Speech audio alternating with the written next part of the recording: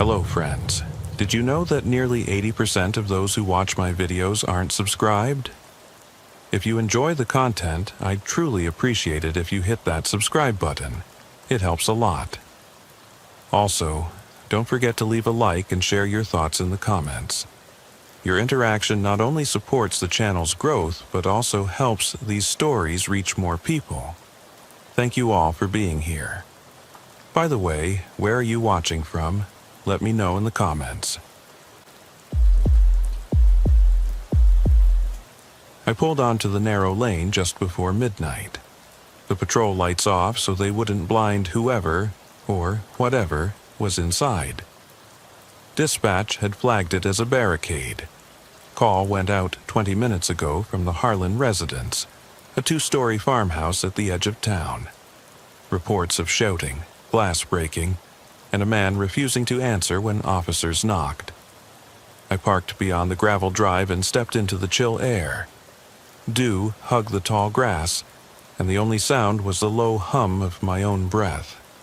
I eased forward, boots silent against the earth. No moon broke through the clouds, just a dim glow of distant street lamps. The front door stood cracked, a thin wedge of darkness behind it. I could hear a door creak, then a heavy footstep sliding across wood. My hand hovered near my sidearm, not drawing yet. "Officer?" I called softly. No response. The wind rattled the screen door. I took another step and saw the silhouette of the main hallway. The wallpaper's floral pattern stood out in a harsh beam from my flashlight. Tame, almost comforting, if you ignored the frayed edges and the layer of dust coating the banister. I knocked again, gloved knuckles tapping wood. "This is the county sheriff's office. I need to talk." The words snagged on something deeper inside me. A memory of that first barricade call years ago, the unshakable dread that settled in my gut. I swallowed it down, forced my voice even. "We just want to make sure you're okay." Silence, then a voice, soft, distant. "Go away." No fear, just a hollow flatness. A man's voice. Middle-aged, I guessed, sweat in his throat. I pressed my ear to the crack and felt the stale scent of sweat and damp. "You're not safe," he said. "She's coming." I frowned. The Harlan house had no occupant by that name. Not in our files, not in our calls. I opened the door a little wider. "Who's coming?" "Don't." His words cut off as furniture scraped. Something heavy slid across the floor. My light swept to the living room, and I froze. A battered recliner lay on its side, pillows ripped open, foam spilling out. Beneath it, the man crouched, head low, shoulders shaking. He looked up when he saw me, eyes rimmed red, wild. "Please," he whispered, "you have to leave before she finds you." I raised one hand, palm out. "Sir, I need you to stand up. Show me your hands." No weapon in sight, just the tremor in his fingers clutching a picture frame. He rose slowly, clutching it to his chest. I noticed the wide crack in the glass and the photo inside. A young woman in a light dress, smiling, flowers in her hair. "Where is she?" I asked, heart tightening. His lips parted like he was tasting the words. "She never left." His voice cracked. "She's right behind you." I spun, light cutting through the hallway. Empty. Just the muted roar of my own pulse in my ears. When I turned back, he was gone. No footprints, no scuff marks. The recliner sat upright again, as if someone had set it back in place. I radioed for backup and edged forward, flashlight sweeping every shadow.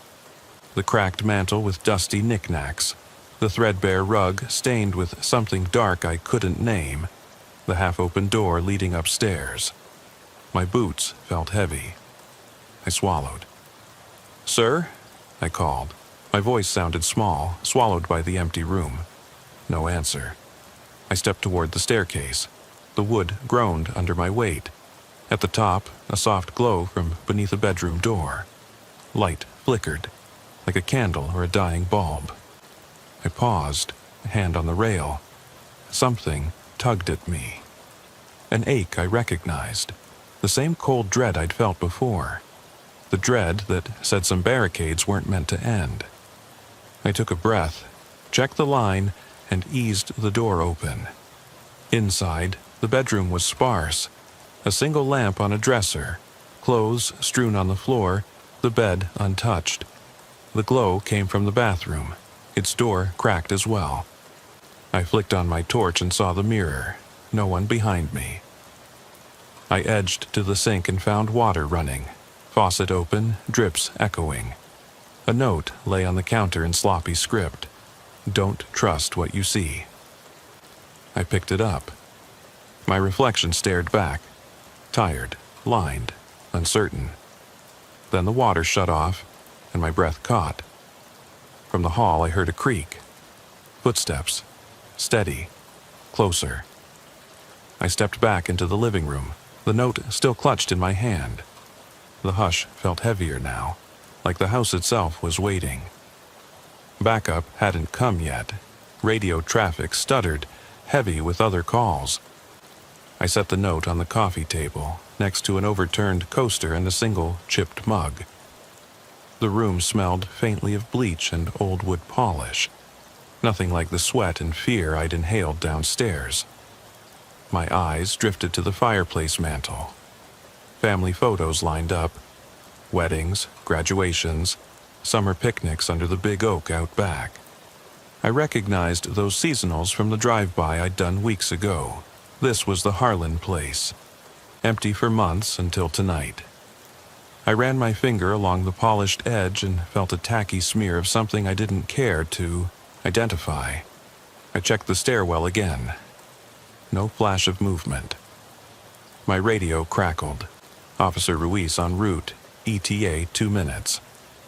I swallowed and forced myself to breathe slowly, counting each inhale.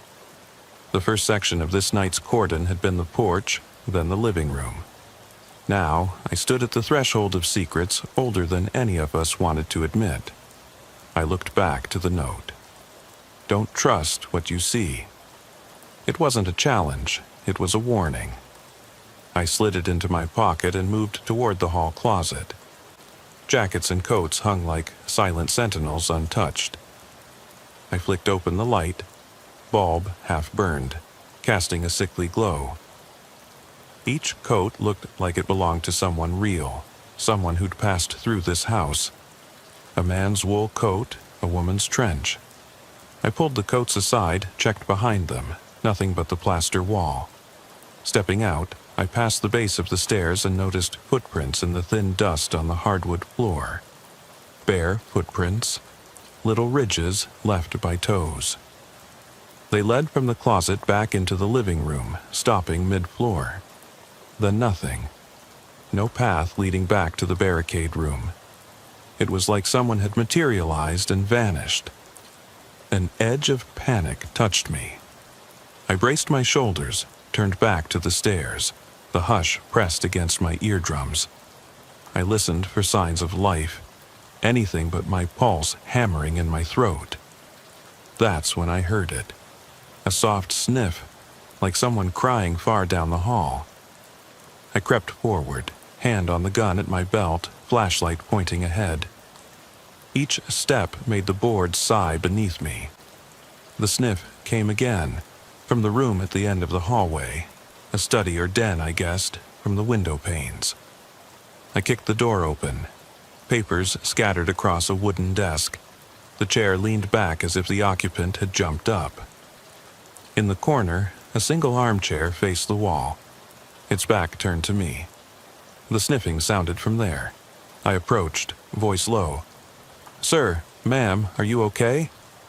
The chair shifted. A man sat curled inside, knees drawn to his chest, rocking slightly.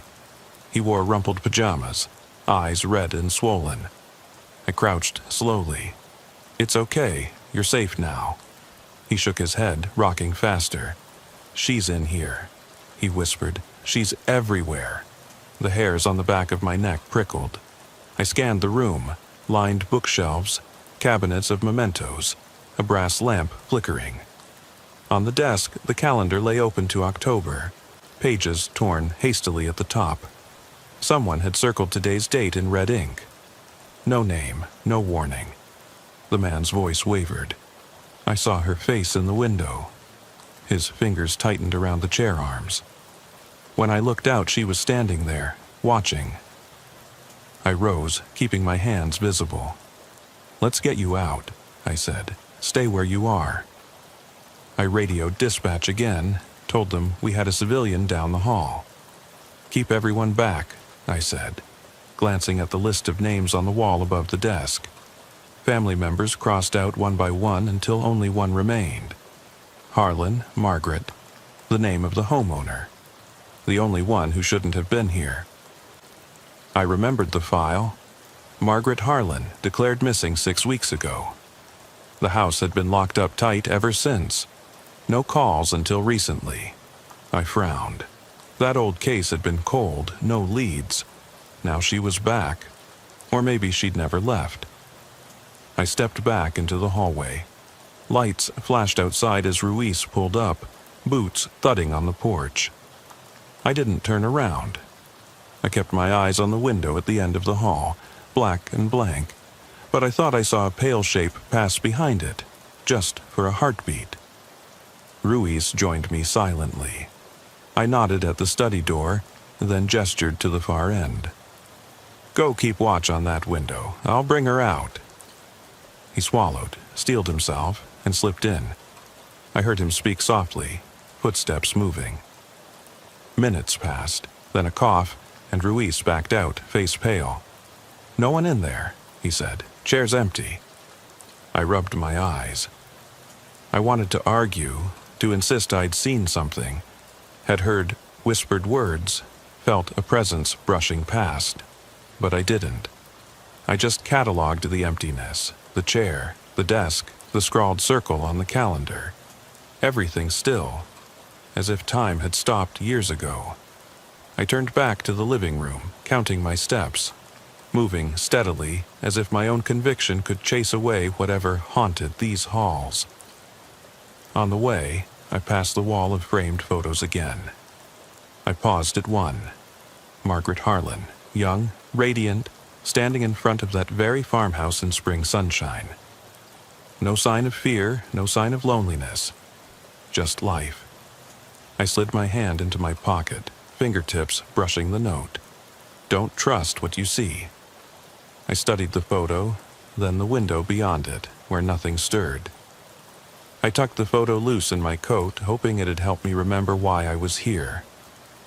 When I reached the staircase, the flashlight flickered. My breath hitched. I stepped onto the first tread. The boards groaned, a soft protest. I noticed fresh scuff marks leading upward, toward the landing, but earlier I'd only seen dusty feet going down. Now I realized the path had reversed. The footprints led back to the barricade room. I forced my jaw to unclench. The layout snapped into focus. Door to living room, hall to study, back down and up to the barricade room. Whoever I'd spoken to downstairs had to be a different person, or maybe not a person at all. Radio crackled. Ruiz calling for an update. I stayed quiet, watching the stairwell. The plan was simple. Get everyone out, put this to bed. But something told me that tonight the barricade wasn't ending. Not for me, not for this house, and not for whoever, or whatever, was still inside. I exhaled, climbed the stairs, each measured step a promise to finish the job.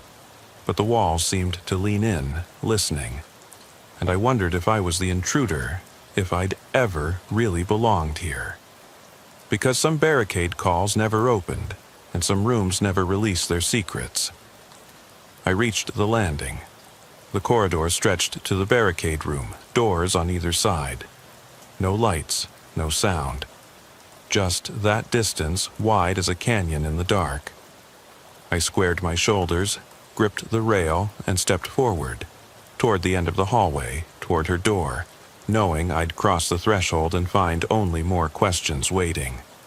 I moved toward the barricade room door with every nerve alert. My flashlight beam hovered over the polished brass knob, cool to the touch. The hallway walls pressed in on either side, cream-colored paint chipped near the baseboards, a single scuff mark at waist height. I could feel the slight tremor in my hand as I rested my knuckles against the doorframe. Every instinct told me to pause, listen. The air on the other side felt static, like the calm before a storm.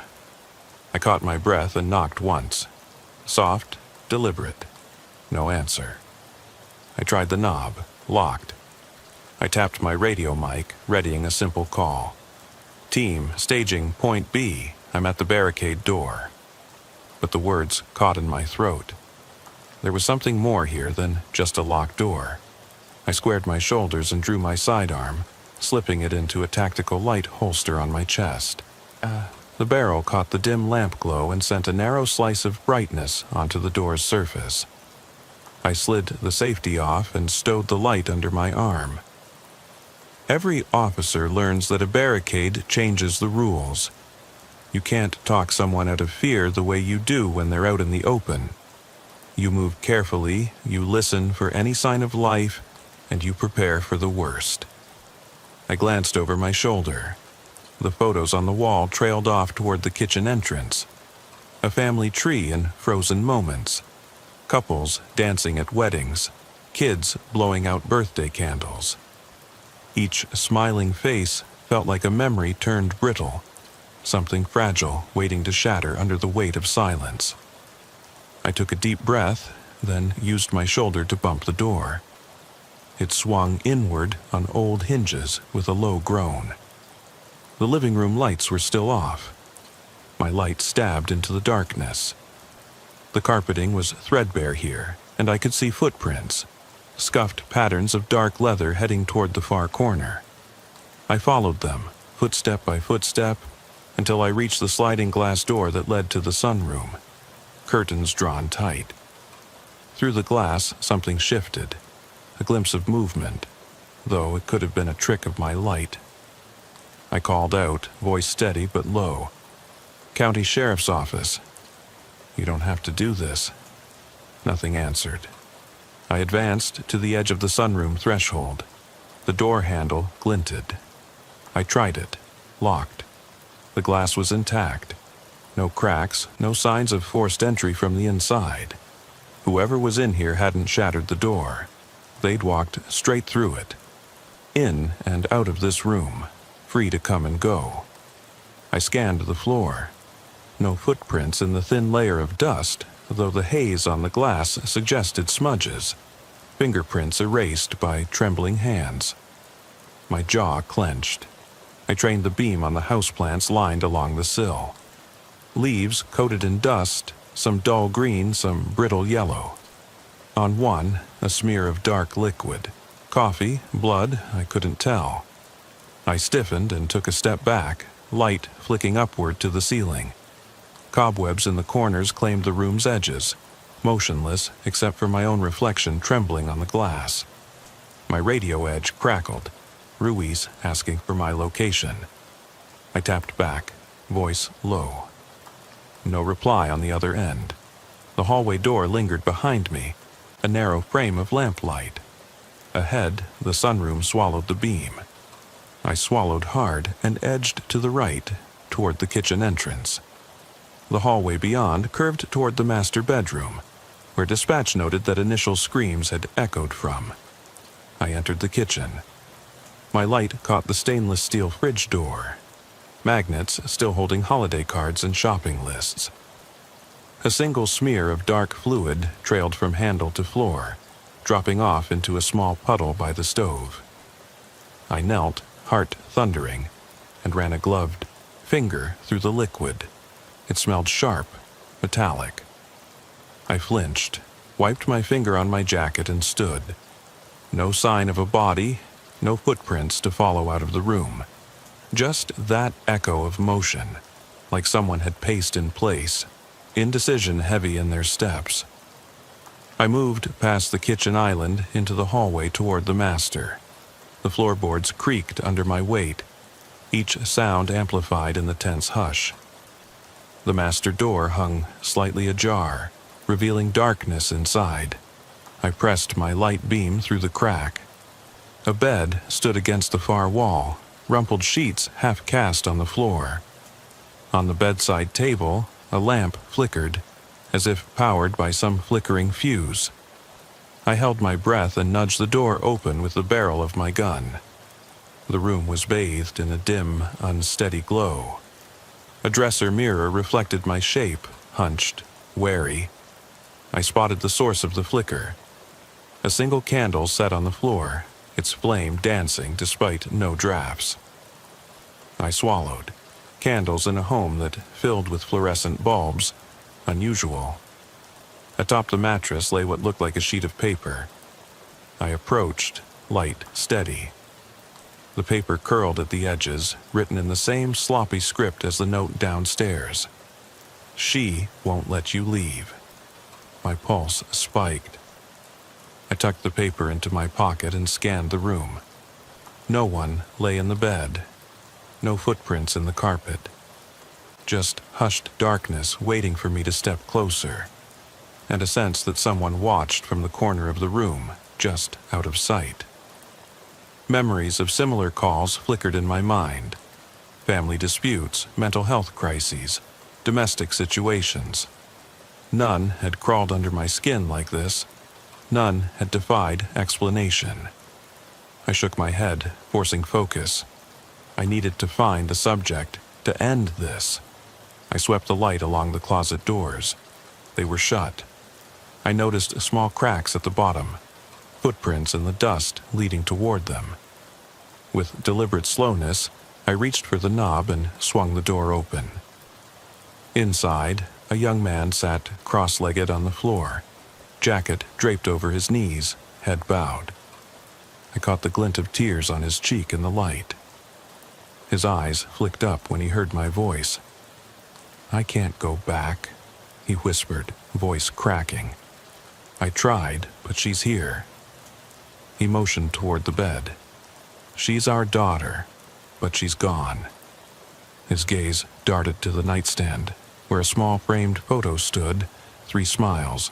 Himself, a woman in a white summer dress, and a child between them. The knife edge of grief in his eyes struck me. "She died last year," he said. "I can't. She won't stay dead." My throat tightened. This was no burglar, no violent offender. It was grief shattered into someone's mind, someone convinced the barrier between life and death had failed. I holstered my gun, knelt at eye level. "Sir," I said quietly, "you're not safe here." He stared at me, blank. I added, low enough only he'd hear, "Let me help you, but you have to come with me." He didn't respond. Instead, he stood, crumpling the jacket in his hands. He half smiled, a twitch of dead hope. "You'll see her," he whispered. "She's in every window, in every mirror." He turned and strode to the blackout drapes, yanked them open. Pale moonlight flooded the room, revealing the yard beyond. Empty, silent, like the rest of the house. He looked back at me. "See?" he said, voice soft. "She's there." I followed his gaze but saw only rustling trees. The wind had picked up, carrying loose leaves against the glass. I locked eyes with him. "Let me get you help," I repeated. "Talk to someone who understands." He shook his head slowly, as if weighed down by every loss. "No," he said. "I'm already halfway gone." I reached out, gently clasping his arm. A surge of sorrow cut through me. The barricade wasn't violence or malice. It was a man trapped by his own broken memories, refusing to let go. I knew there'd be no quick fix, no simple resolution, but I had a job to do. "Sir," I said, voice low and firm, "I need you to come out. Walk with me." He hesitated, sunlight flickering on the windowsill behind him. Then, slowly, he nodded, just once. before sinking to his knees. I clicked my radio mic. Subject ready. Need medical and mental health units at Crestwood. As I turned to guide him out, I glanced once more at the bed, its rumpled sheets like memories waiting to be smoothed out. I led him down the hallway, toward the living room, toward the night air and the first hint of dawn. But, in the silence of that room, I felt the weight of all the Barricade calls that never truly ended, and I wondered how many officers walked home haunted by the quiet of someone else's grief. I led him down the hallway toward the front door, my hand firm on his elbow. He moved slowly, as if each step carried the weight of a lifetime's grief. The hush in the house pressed in around us. No creaks, no murmurs, just the constant, low thrum of my own pulse. I kept my voice even, low enough that only he could hear. "You're doing good. Just a few more steps." He paused at the base of the stairs, head bowed. I looked back at the study door where we'd last spoken. The candle lay unlit on the floor, its flame long since dead. I thought about how memory dies like that.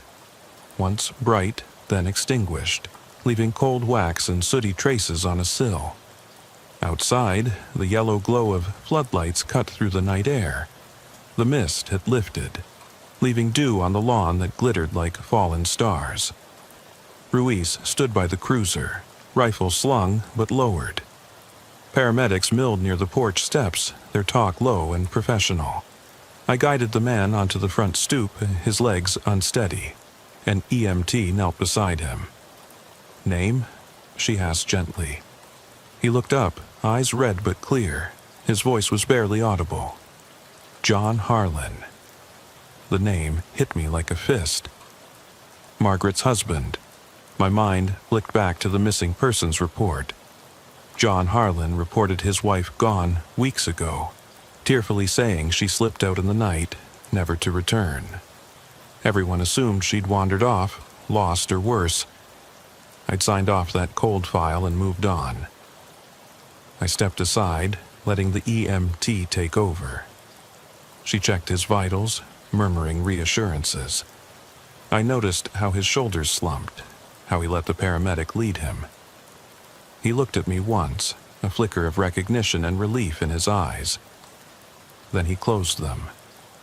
I watched them load him onto the stretcher and carry him to the ambulance. The gurney wheels whispered on the wet pavement. The EMT called out vitals, then nodded to Ruiz, who collected John's coat and photo frame from the porch floor. They slipped them into a plastic evidence bag. I stood alone in the clearing floodlight, the Harlan house looming behind me, its dark windows like empty sockets. I thought about Barricade calls I'd handled before, the enraged spouse, the terrified teenager, the unstable suspect with every possible claim. But this was different. This was grief made solid, a man sealing himself in a fortress of memory. I slipped my hand into my pocket and found the 2 scraps of paper. "Don't trust what you see, and she won't let you leave." I unfolded them and let the wind catch at the edges, then tucked them back. They'd become part of the case file, the cryptic notes that no sense could neatly explain. I shivered, even though the night was mild, and rubbed my arms. Ruiz approached, flashlight under his chin, casting upward shadows on his face. "What do you make of it?" he asked quietly. I glanced back at the porch where the paramedics were sealing the ambulance doors. "He saw her," I said, or he believed he did, and he believed she was still here, enough to barricade himself in. I paused. It wasn't malice. It was sorrow, trapped in a house full of memories. He nodded, eyes distant. "Still, a barricade. We have to clear every room." I sighed. "We will, but let's let him go first." I gestured toward the ambulance. "He needs care, not more interrogation." Ruiz opened his radio and called the sergeant. "Barricade cleared," he said. "No other subjects. I'm out front." I stayed on the porch, the beam of my flashlight sweeping the dark edges of the yard, toward the barn where he'd said Margaret used to ride, toward the vegetable garden long since overgrown, toward the creek that ran behind the property. His life had been woven into every part of this land. Now it was unraveling before me. The sergeant arrived, expression grave. He approached without fanfare. "Everything okay?" he asked. I met his eyes. "Subject in custody? Number subject in crisis? Yes." I looked over at Ruiz. "He's on his way to the hospital." The sergeant nodded. "Case file will reflect that." He glanced at the house. "Anything else?" I inhaled, tasted the night air, damp earth, faint pine. "One thing." I reached into my coat and produced the framed photo I'd slipped into my jacket. I handed it to the sergeant. "Margaret Harlan, missing since September." He took the photo, holding it by the edge. "You found this inside?" "No one else found it. He had it in his hand." I pointed toward the ambulance. "He thought she was here." The sergeant closed his eyes for a moment. "I'll send someone to inventory the house." He handed the photo to Ruiz. "To you for now." They moved off together, speaking in low tones. I stayed on the steps, leaning against the weathered white railing. The house stood silent, its secret still locked behind doors and in shadows. I thought about how the report would read. Subject nonviolent, voluntarily released to EMS. No weapons found. Evidence of self-inflicted property damage minimal. Case closed pending mental health evaluation. I pictured my badge shining under fluorescent lights, the neat lines of the report filed in a cabinet, the case number typed and stamped. Then I pictured John Harlan's face, etched by grief, pleading in silence for what he'd lost. No bullet wound, no broken window, just broken memories stronger than any steel. A soft noise made me glance up. The front door of the house moved on its hinges, swinging, inward on a breath of wind. The hallway lights flickered once, then stayed dark. I blinked. The door stopped, mid-swing, then settled against a chair inside. I froze. The hairs on my neck prickled. My hand dropped to my holster. The wind sighed through the leaves, and the door behind me swung back outward, slowly, exposing the empty living room beyond. No footprints, no hidden figure, no sign of anything but cold emptiness. I swallowed and stepped down from the porch, boots thudding on the wood. I approached the door, my flashlight beam sliced through darkness. Over the sofa, the blazing fireplace stonework, toward the rear hallway where I'd first made contact. Nothing moved. The silence was perfect, too perfect. I reached out, knuckles grazing the frame. The door was unlocked now, the latch disengaged. I considered calling for backup again, but I'd already used every call sign in the book. Instead, I slipped inside and let it close behind me. I walked through the living room, noticing details I'd missed before. A single slipper by the hearth, a teacup on the side table, a catalog half open on the couch. I realized I'd been focused on barricades and suspects, not on the human fractures that precipitated them. I wondered how many times officers had marched through this house before, chalking up barricade calls to anger or threat, missing the grief at its core. I strode to the study door, still ajar, and peered in. The candle was gone. No sign of the piles of paper, the overturned chair. Only the wall of family photos, now catching the pale light of dawn's first edge. I recognized them. Carefree moments, sunlit gatherings, the Harlan family in happier times. I paused, hand on the doorframe, and closed my eyes. I heard the faintest sigh, like a breath exhaled after a long cry. I opened my eyes. The room was empty. I left the house through the front door, stepping into the gray light of early morning. The crane moon lingered pale overhead. I locked the door behind me. The click echoing in the dead hush. I stood on the porch, watching the ambulance roll away. John Harlan inside watched over, though I knew the real journey lay ahead for him. I checked my watch, 4:13 a.m. I'd been here 2 hours. The sergeant's voice crackled over my radio, ordering clearance of the scene.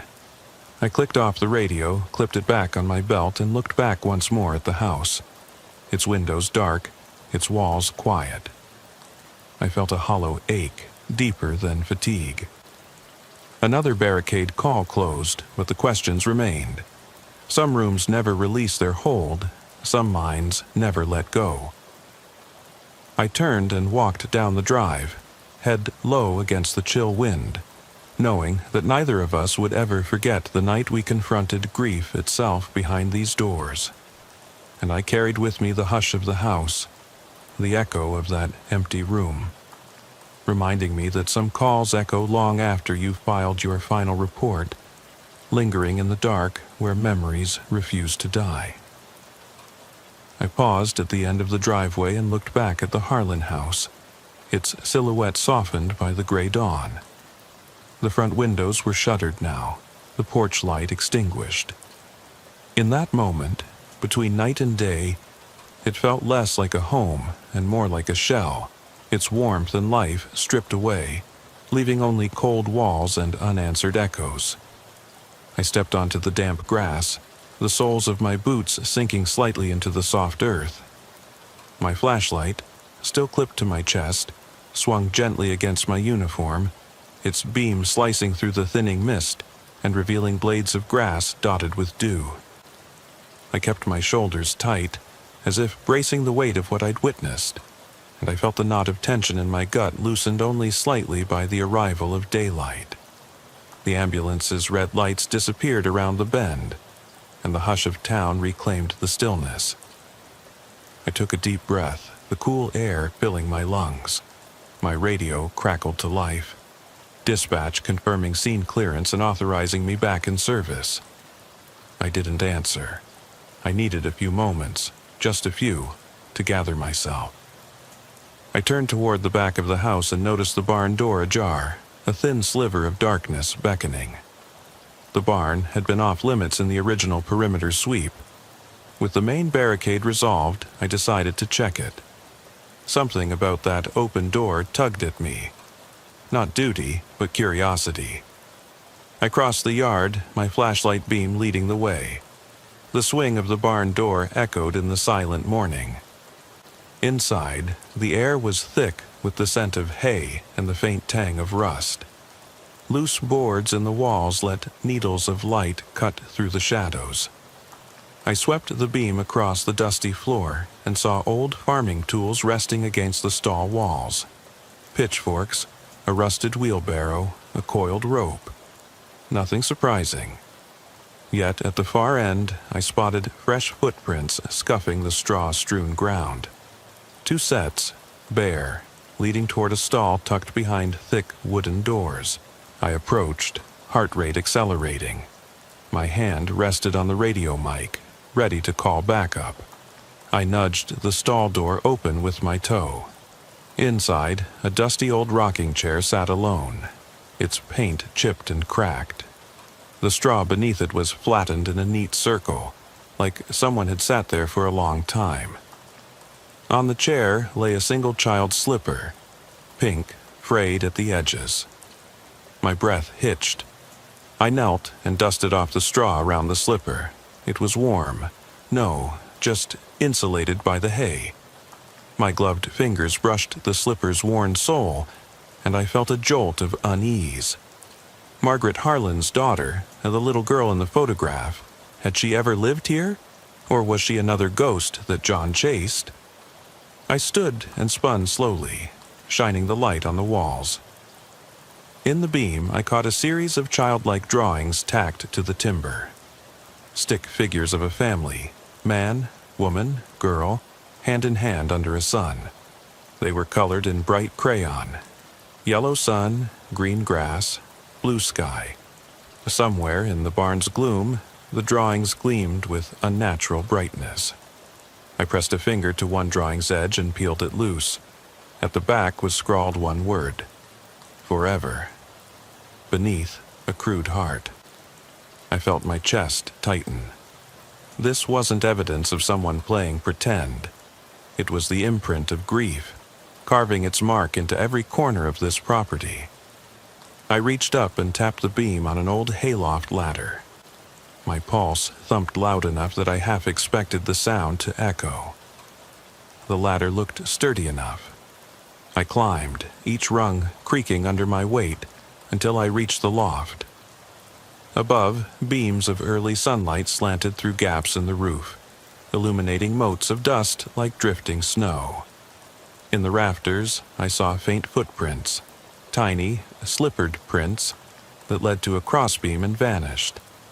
I followed them to the edge, where the loft overlooked the barn floor below.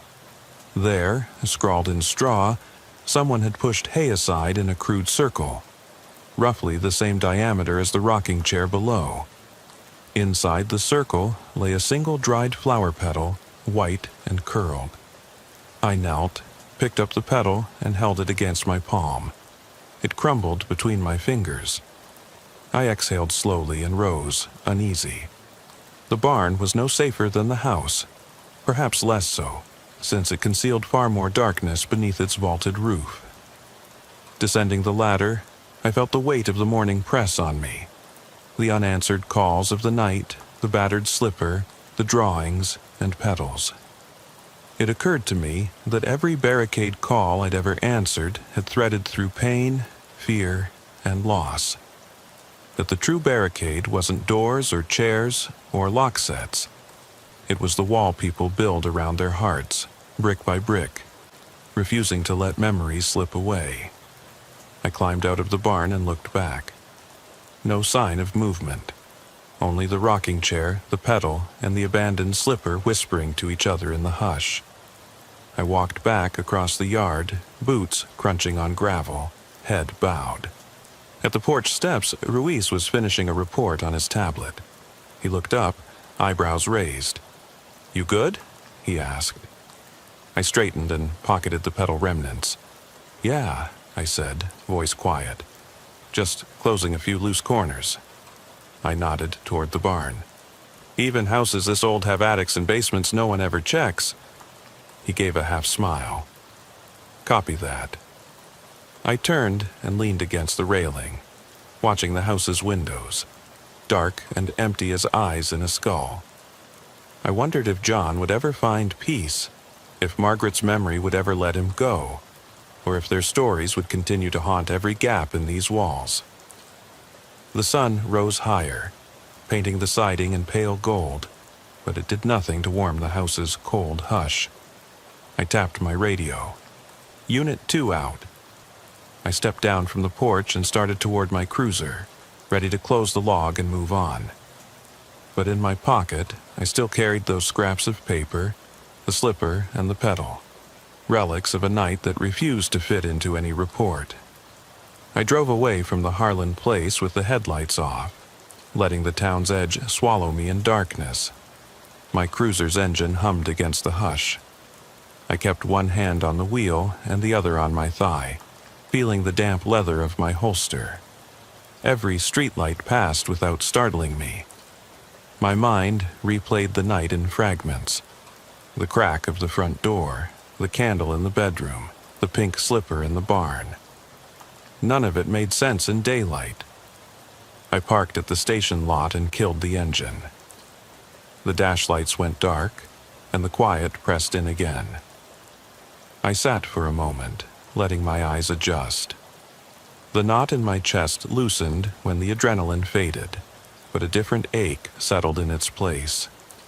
I reached for my radio mic to call it in, to tick off that call sign, that case number, the status resolved, but the words felt empty. I unbuckled my seatbelt and stepped onto the cold asphalt. My boots clicked as I walked to the passenger side and opened the door. A sliver of moonlight showed the fragments I'd collected. The battered note, the crumpled calendar page, the lone petal pressed between two squares of notebook paper. I held them in my palm, They trembled with the weight of questions I couldn't file away. Inside the station, the front desk was empty. The fluorescent lights hummed overhead, and the night shift sergeant dozed at his paperwork. He looked up as I passed. "You want a coffee?" he asked, eyes red at the corners. I shook my head. "I'm good." I walked past the lockers into the evidence room. The officer on duty glanced up. "Got a sec?" I placed the notes on the counter. "From Crestwood Drive, add to case file." She scanned them, curiosity flickering. I didn't elaborate. The evidence locker was a small cabinet of clear boxes. I slid the items into a bag, sealed it, and locked it away. The click of the padlock echoed in the tiny room. I leaned back against the counter. "Has anyone ever tried to rescue memories?" I asked softly. She blinked. "Is that metaphorical?" I nodded, because tonight felt like retrieving lost moments from an empty house. She studied me for a moment, then nodded slowly. "File says Barricade, subject, mental health." I managed a half smile. "Yeah," I patted the cabinet door. "Remember that." Then I turned and left, steps echoing down the corridor. In the briefing room, I opened the case file and stared at the blank lines. Time called in, time resolved, outcome. I typed, "Discharge to EMS." I hesitated at notes and left the cursor blinking. No code captured the slipper in the barn or the drawings tacked to the walls. No code for petals or childlike scrawl spelling forever. I saved and closed the file. When I reached my desk, I powered up the terminal and pulled the file again. I scrolled through the digital report. It read like any other. Location, individuals involved, units on scene, closure. I printed a copy and crumpled it in my fist. Then I smoothed it out and folded it into my pocket.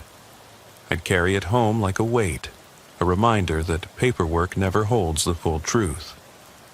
The station lights dimmed as the night shift tapered off. Patrol cars idled outside, waiting for morning calls. I packed up my notes. Furniture damage minimal, subject non-violent, no other occupants. I tucked the printed report into the back of my notebook, a place for the lines that never get written. Before I left, I walked past the row of bulletins pinned to the wall, missing persons, wanted suspects, community alerts. At the bottom corner was Margaret Harlan's face, fresh and hopeful in her photograph, under "Missing since September." I stared at her eyes. They seemed to follow me, begging for something more than a checkbox or a case number. I tore her poster down and folded it quietly. My cruiser waited under the lone lamp outside the bay doors. I climbed in, tossed the folded poster onto the passenger seat and slid behind the wheel. The engine turned over. Headlights cut arcs through the station's dusty windows. I pulled out slowly, the poster fluttering in the seatbelt's buckle. The road was empty, shadows stretching from the trees like long fingers. I kept the window cracked, breathing the night air. I felt the pedal in my pocket and brushed it with my thumb. It crumbled a little more, turning to dust. I blew the remnants into the breeze that followed me down the highway. At a quiet intersection, I stopped. The rumble strip beneath my tires vibrated through the chassis. I unclipped the case report from my notebook and unfolded it. I read the lines. Subject, John Harlan. Discharged to EMS. No other subjects. Evidence, note, calendar page, slipper, flower petal. I ran my finger down the list. They all pointed to the same empty line. Resolution. I refolded the paper and placed it carefully on the passenger seat. The poster lay beneath it, folded into thirds. I thought about how Margaret's smile had been too bright for that empty house. I thought about how John had believed she waited behind every door. I thought about how I'd learned that night that barricades aren't built with boards or locks, but with memories we cannot let go. I shifted the car into gear and rolled forward. The station disappeared behind me in a glare of orange sodium light. I drove into the outskirts of town, where the homes were dark and the fields lay open to the sky. I stopped again and reached into the back seat. There, I placed Margaret's poster where I could see it through the rearview mirror. I waited for headlights behind me. A squad car, maybe a patrol unit, but none came. I turned onto the gravel road that led to my apartment. The road curved through pines, and the asphalt ended in chipped pavement. I parked under a street lamp that hummed low. I sat for a moment, engine idling, listening to the night stir. Then I opened the door and stepped out. The air was cool against my face. I reached into the passenger seat and picked up the poster and the folded report, holding them both, against my chest. My flashlight lay in my other hand, beam still on. I clicked it off. I walked to the edge of the clearing and turned to face the world behind me. The sky held no stars, just the gray emptiness of early morning. I exhaled, my breath misted. I felt the weight of the night's echoes settle in my lungs. I thought I heard a footstep behind me. I spun, light sweeping across the trees. Nothing. Just the swaying of branches and the whisper of wind through needles. I realized then that the echo was in my mind, not behind me. I stood there, alone, holding the fragments of a story no report could contain. The barricade called to me still, a memory I couldn't lock away. I walked into the pale glow of the street lamp and stepped onto the pavement, leaving the cruiser's headlamps behind me. I held the poster and the report against my jacket, knowing I would carry them. And that night, for as long as I lived, I was on my way home when the call came over the radio. A man had locked himself inside his pickup at the edge of Willow Creek Road. He wasn't firing shots, he hadn't threatened anyone, he just wouldn't answer. They called it a barricade because it sounded serious, but it felt like a quiet plea for help.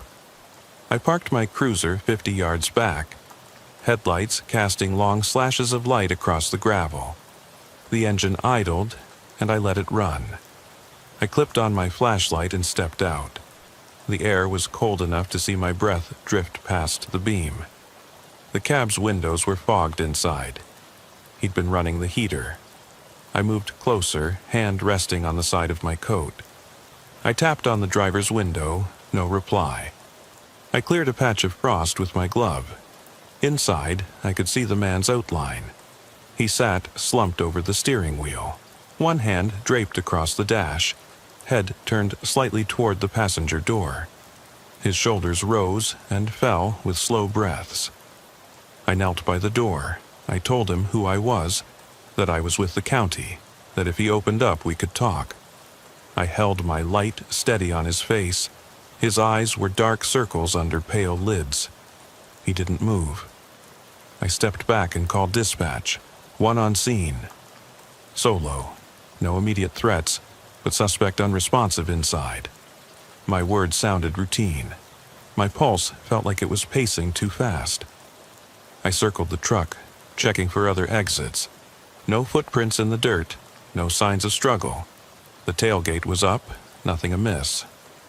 I found his wife's car around the bend, her headlights off, doors locked. She'd driven herself there. I radioed for her husband's identity. I got a name, Russell Hayes, 38. Married, 2 kids. Navy vet, honorably discharged. I walked back to the truck and shone the beam inside again. I called his name. It sounded hollow. I tried to see if he was armed. The console was empty, no weapons visible. It felt like he'd left everything in the house. I took a deep breath and opened the driver's door. The heater hit me in a wave, damp leather, stale air. I lifted the dome light switch. It flickered on. Dust motes floated. He jerked awake and stared at me. His eyes locked on mine for a moment. Then he looked away. "Mr. Hayes," I said, voice low. "I'm Officer Jackson. Can we talk?" He swallowed. His Adam's apple bobbed. He shook his head. "Not yet," he said, voice almost lost in the rumble of idling engine. I sat on the edge of the seat, leaving the door open. I kept the dome light on. The beam of my flashlight rested on the steering column. "What's on your mind?" I asked. He stared at his hands. They trembled slightly. "I'm sorry," he said. "I don't know how to fix it." I folded my arms. I let the engine's hum fill the silence for a moment. Then I asked, "Fix what?" He glanced at me, then back at the windshield. The road beyond shimmered under my spotlight. "Everything," he whispered. "The job, the bills, my kids, my wife. I promised I'd protect them. And I failed." I nodded. I didn't know what he'd done or felt, but I knew loss. I'd been around enough calls to recognize the weight in his voice. I leaned forward. "You're not alone right now." He closed his eyes. I waited. I heard the radio in my pocket. I ignored it. No backup yet. I wanted him to feel I was there for him, not a threat. He pulled a folded note from his coat pocket. He pressed it against the dash. The paper was crumpled, edges frayed. I reached over and unfolded it. It read, "I can't live like this." I swallowed hard. I slipped the note into my jacket pocket. My breath came unevenly. I forced my voice steady. "We can work through this," I said. He shook his head. "There's no working through it." I glanced at the fuel gauge, half a tank. No reason his engine should have run this long. I thought about cold nights at home, checking on my daughter's breathing. I thought about how many times I'd told myself I could handle whatever the job threw at me, and how often I'd been wrong. I reached for the radio. "Dispatch, request medical and crisis response." I didn't wait for an answer. The sirens would come. He looked at me, eyes wary. "I called for help," I said.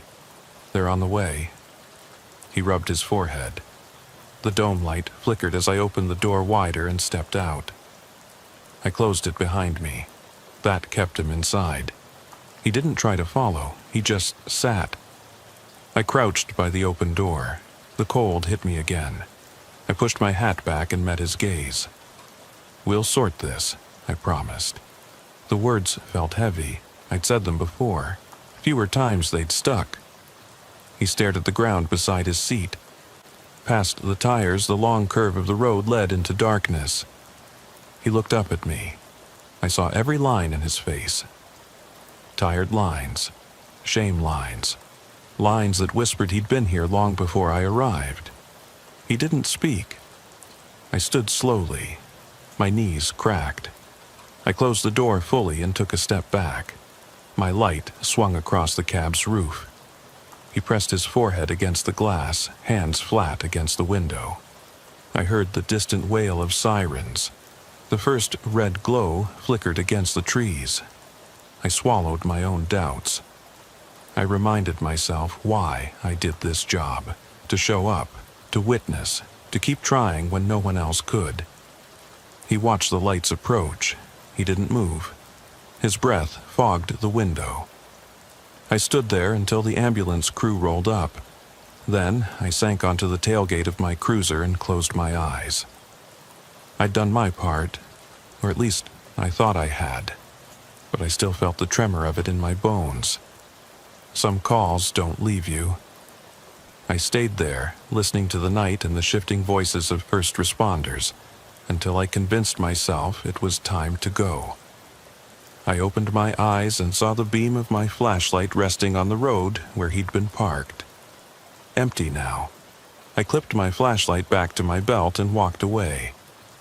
My boots crunched on the gravel as I made my way to the cruiser. The sirens faded behind me, leaving the night heavy and still. I knew he was alive, at least for now. But that note in my pocket burned against my hip like a warning. I slid into the driver's seat and shut the door. The heater kicked in, drawing stale warmth around me. I watched the ambulance lights drift into the distance, then turned the key and steered the cruiser back onto the road. My hands gripped the wheel tighter than necessary. I swallowed against the lump in my throat and flicked on the overhead light so I could see my reflection in the rearview mirror. My eyes were the same tired green I'd had since I was 22, but they looked older now. A week of late shifts and unfilled forms had worn me down. Nights like this one left dents under my skin, weighed me down with questions I couldn't answer. I glanced at the note tucked in my jacket. 3 simple words that spelled despair. I drove back to the station in silence, headlights cutting through the dark. The road was empty, save for the occasional deer that froze at the edge of the beam before ducking back into the trees. I thought about the kids waiting at home. My daughter's laugh, my wife's gentle voice. I wondered what she would say if she knew how close I'd felt to breaking. At the station, the logbook waited on my desk. I wrote terse details. Time on scene, suspect identified, medical transport requested, crisis team notified. Everything by the book. No mention of the note. No hint of how his eyes looked when he realized I was there. No record of the way his voice cracked on those 3 words. I left the reports unfinished and stepped outside again. The station lights cast long shadows on the parking lot. I leaned against my cruiser, staring at my reflection in the door handle. My uniform smelled of sweat and stale coffee. I ran a hand through my hair and closed my eyes. Minutes passed. I heard the station doors open behind me. My partner, Officer Daniels, strode out with a mug in his hand. He spared me a quick nod and walked past without a word. We'd worked together for 4 years. We'd shared calls, coffees, tempers, but some things you carried alone. I quietly climbed into the cruiser and pulled away. I said nothing over the radio until I cleared the lot. Then I called dispatch. Clear scene. All units available. My voice sounded hollow. The drive home was a blur. I don't remember the turns I took. By the time I pulled into my driveway, the sky was showing hints of dawn. A pale gray light seeped through the trees. I shut off the engine and sat for a moment, listening to the world waking up. Birds began their morning chorus. A neighbor drove past. Life moved on. I stepped inside and found my wife in the kitchen, coffee in hand, hair tousled. She looked at me with concern. "Late night?" she asked. I nodded, muted. She tilted her mug toward me. "Everything okay?" I forced a small smile. "All right." I dropped my badge on the table. The hard metal rattled. She braced herself, but I said nothing more. She didn't press. She kissed my cheek and went back to her coffee. I went upstairs and didn't change out of my uniform. My daughter's bedroom was dark. Her breathing was steady. I checked on her and then sat on the edge of the bed. I stared at the ceiling and tried to drive the image of that note out of my mind. The words, "I can't live like this," echoed in the silence. I lay in the dark and listened to my own breath. I thought about Officer Hayes alone in his truck. The window steamed up, the engine's low rumble, his head against the glass. Something in his eyes, an acceptance of failure. I wondered if he saw my reflection too. Sleep came in fitful waves. I dreamt I was stuck behind a locked door. I pressed my hands against the wood, called out, but no one answered. Then I saw my own face behind the glass. Eyes dull, shoulders heavy, silent. I woke with a start. The note was still in my pocket. I got up and walked downstairs. The kitchen smelled like fresh coffee and toast. My wife sat at the table reading a newspaper. I poured myself a cup and sat opposite her. She didn't comment on my tired eyes or restless posture. We drank in silence. I folded my hands around the mug and stared at the steam rising. I felt the tremor I often felt after a tough call, that ache in my chest, the weight in my gut. I realized how little I'd said to anyone about that night. I'd passed the case off to the team. I'd filled out the forms, but I'd never said the words out loud. Later that morning, I got the follow-up notice. Mr. Hayes was admitted to a psychiatric unit. They listed his condition as crisis-related stress. I read the summary at my desk, then closed the file and set it aside. Nothing official tied me to his story beyond that entry, but unofficially it clung to me. I spent the day answering calls and filling forms. I made arrests, directed traffic, checked on other matters. The station buzz hummed around me. I completed every task mechanically. On the inside, my mind drifted back to that truck, to the stiffness in his body, to the quiet surrender in his voice. When evening fell, I found myself back in my cruiser, idling in the driveway before my home. I didn't move for a long moment. I put the car in gear and drove back toward Willow Creek Road. I passed the spot where he'd been, now empty and dark. The gravel shoulders were silent. I parked off the road and stepped out. The same cold air hit me. My flashlight was still clipped to the dash. I clicked it on and swept the beam across the gravel. It caught the faint outlines of tire tracks, half erased. I knelt and ran my fingers through the dirt.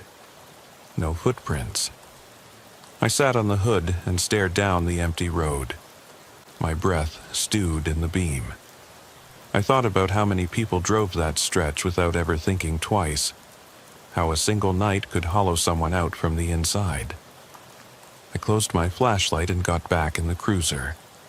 I made a promise to myself to check on him, to see if he was really all right, if not today, then tomorrow. I started the engine and drove away. I carried that night within me for weeks. It slipped into my dreams, my pauses at red lights, the moments before I spoke. Sometimes I'd catch a sight of that note on the dash in my mind, crumpled edges, trembling script. It never left. When the station announced my shift change, I volunteered for early morning patrols. I told myself I needed the extra time to stay sharp, but I was really looking for a chance to drive that road again, to see if I could find him, to know if he'd passed through the darkness and come out breathing. Weeks turned into months. I made that drive more times than I could count. I never saw him, but each time I passed, I felt his absence, a weight on the road, a hush in the trees. I drove into the station late that night, the lights still on in the briefing room. Papers were scattered across the tables, and a half-empty pot of coffee cooled on the burner. I killed the engine and sat behind the wheel for a long moment, listening to the hum of fluorescent bulbs. I pulled the note from my pocket again. 3 words scrawled in a shaky hand that felt more like a confession than a threat. I pocketed it and stepped out. The air smelled of rain. A storm was moving in. I walked across the lot, boots clicking on wet pavement. Inside, the station was quiet. A lone radio crackled with the dispatcher's voice. I filled a cup and poured black coffee into it, then headed upstairs to my desk. Folders lay open, waiting for completed reports. I set the note on top of the paperwork, as if it would remind me why I couldn't finish the Hayes report properly. I stared at the note through the steam rising from my coffee. I thought about how I'd told myself I was there to help, but I'd left him alone in that truck clutching his despair. I opened the file on Hayes and scanned the lines. Subject refused contact. Scene cleared to EMS. No mention of the note. No detail about what he said. No detail about what I felt. I closed it and shoved it into a drawer. I couldn't bear to read it again. My partner, Daniels, slipped in behind me. He dropped 2 donuts on my desk without a word. I looked up at him. He half smiled and left me a vanilla cream. I didn't take one. He left as quietly as he arrived. I sat there drinking coffee until the first call came in. A disturbance at the old mill on County Road 9. Teens trespassing. I grabbed my jacket and radioed the dispatcher. As I headed for the door, I paused and looked back at the Hayes file. It felt like an abandonment, a note left unread. I drove to the mill, headlights cutting through mist. The building loomed like a crumbling giant, windows broken, paint peeling. I parked on the grass and stepped out. The ground was slick. I could smell oil and rot. The wind whistled through gaping holes in the siding. I pulled my coat tighter and crossed the yard. Inside, the air was cold and stale. My flashlight swept across graffiti that covered the walls in riotous colors. I found 2 kids cowering behind a metal support beam, faces pale in the dim light. They looked up at me, eyes wide. I called out in a calm voice, asked them to come out with their hands up. They obeyed without hesitation, shame in their shoulders. I read them their rights for trespassing and disorderly conduct. They mumbled apologies, shaking. I thought about how fear made people small, made them shrink. I wondered if Hayes had felt that same way.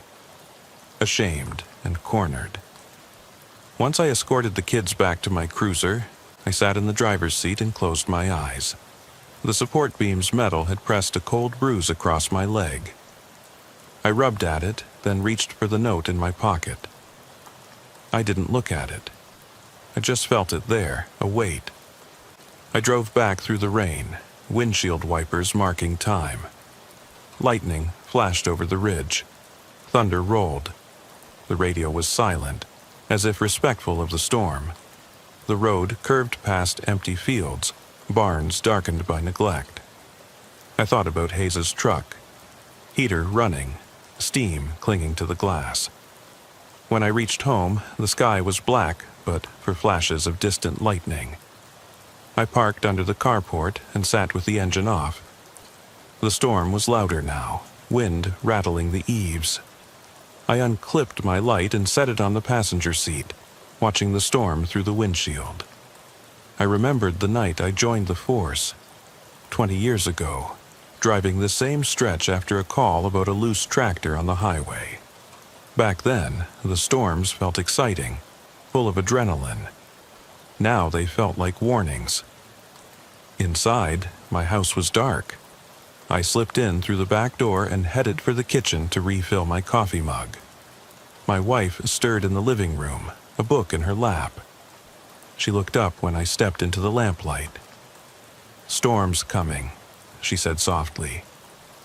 I nodded, voice thick from caffeine and fatigue. I told her, yeah, and didn't mention the note or Hayes or the mill. I went to the window and watched rain slide down the glass. I could barely see the road. I thought about all the times I'd said, "I'm here," and then walked away. I thought about how that meant I wasn't really there at all. The next morning, I found the note on the counter. I must have left it in my coat pocket and dropped it when I set the coffee down. My wife stirred it with concern. "What's this?" she asked. I saw the words again. "I can't live like this." I told her it was another case, closed now. I told her everyone was fine. She didn't press. She wiped her hand on her apron and left it folded on the counter. At the station, Daniels asked if I heard back from EMS on Hayes. I didn't respond. My eyes stayed on the note in my pocket all day. When I filed reports, spoke on calls, wrote traffic citations. It was there, reminding me of how little follow-through I'd given him. Days later, I drove out to the psychiatric unit on the outskirts of town. I told myself I needed to see that he was alive. I parked in the visitor lot, heart thudding. Inside, I signed in at reception. The woman behind the desk looked at me with tired eyes. I gave her Russell Hayes' name. She checked her list and told me he was on Wing B, room 12. I walked down the hallway. The lights were harsh, buzzing. Doors to rooms lined both sides. I felt the walls close in. I reached room 12 and knocked. A nurse opened the door and motioned me inside. The room was small, bed against the far wall, a window overlooking a tree outside. The blinds were drawn halfway. Hayes sat in a chair beside the bed, shoulders rounded, hands folded in his lap. He looked up when I entered, startled. I offered my badge and introduced myself again. Officer Jackson. He nodded, eyes empty. We sat in silence. No words came easily. I thought about every line in his face, the way his hair fell into his eyes, the tremor in his fingers. I asked if he wanted coffee. He shook his head. I poured water into 2 paper cups and handed one to him. He took it, hand steady. I told him I'd come to see how he was doing. He stared at the water, then at me. Better, he said. I didn't know what better looked like. We talked in quiet fragments. The heat in the truck, the weight of the note, the promise I made to work through it. He said it helped to know someone cared. I said I was sorry I hadn't followed up sooner.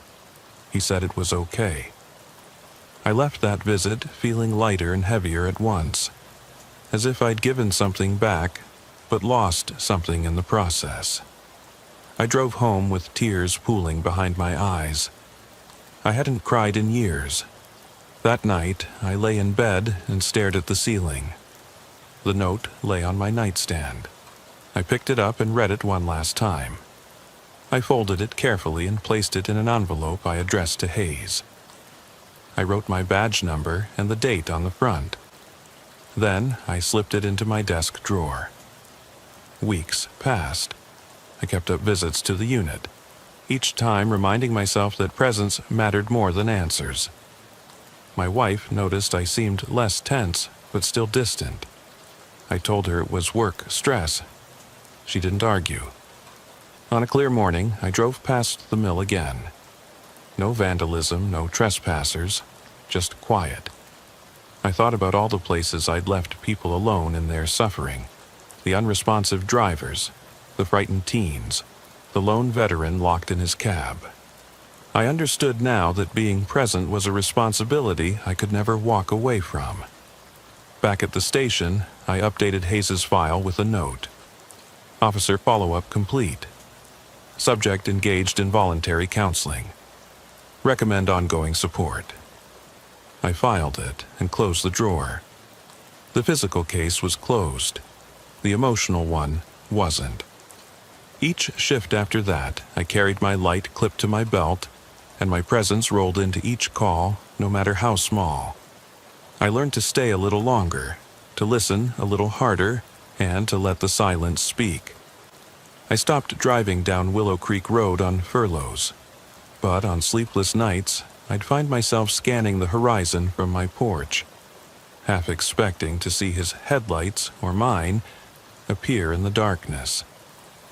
Some calls change you in ways you don't see until you're alone in the dark, listening to your own breath and feeling the ache of unspoken words. I didn't sleep that night. I lay awake on my back, the ceiling fan turning above me, its blades slicing dim light into slow arcs. My hands rested on the comforter, fingers twitching. I thought about Hayes' last words. Better, he'd said. He'd been honest. I'd tried to listen. But better wasn't a promise. It was a moment, fragile as a breath. I rose before dawn. The hallway was cool under my bare feet. I paused outside my daughter's door. Her name was painted in soft letters above the frame. She slept on her side, mouth open, hair tangled. I stood there and watched her rise and fall. I thought about how many times I'd promised to protect people. My promise shook now. In the kitchen, the coffee pot gurgled out bitter warmth. I poured a cup and stood at the window, looking at the road before my house. It was empty. I sipped the coffee and felt it go cold in my throat. I didn't reach for the note. It stayed in my desk drawer. I'd told Hayes I'd stay.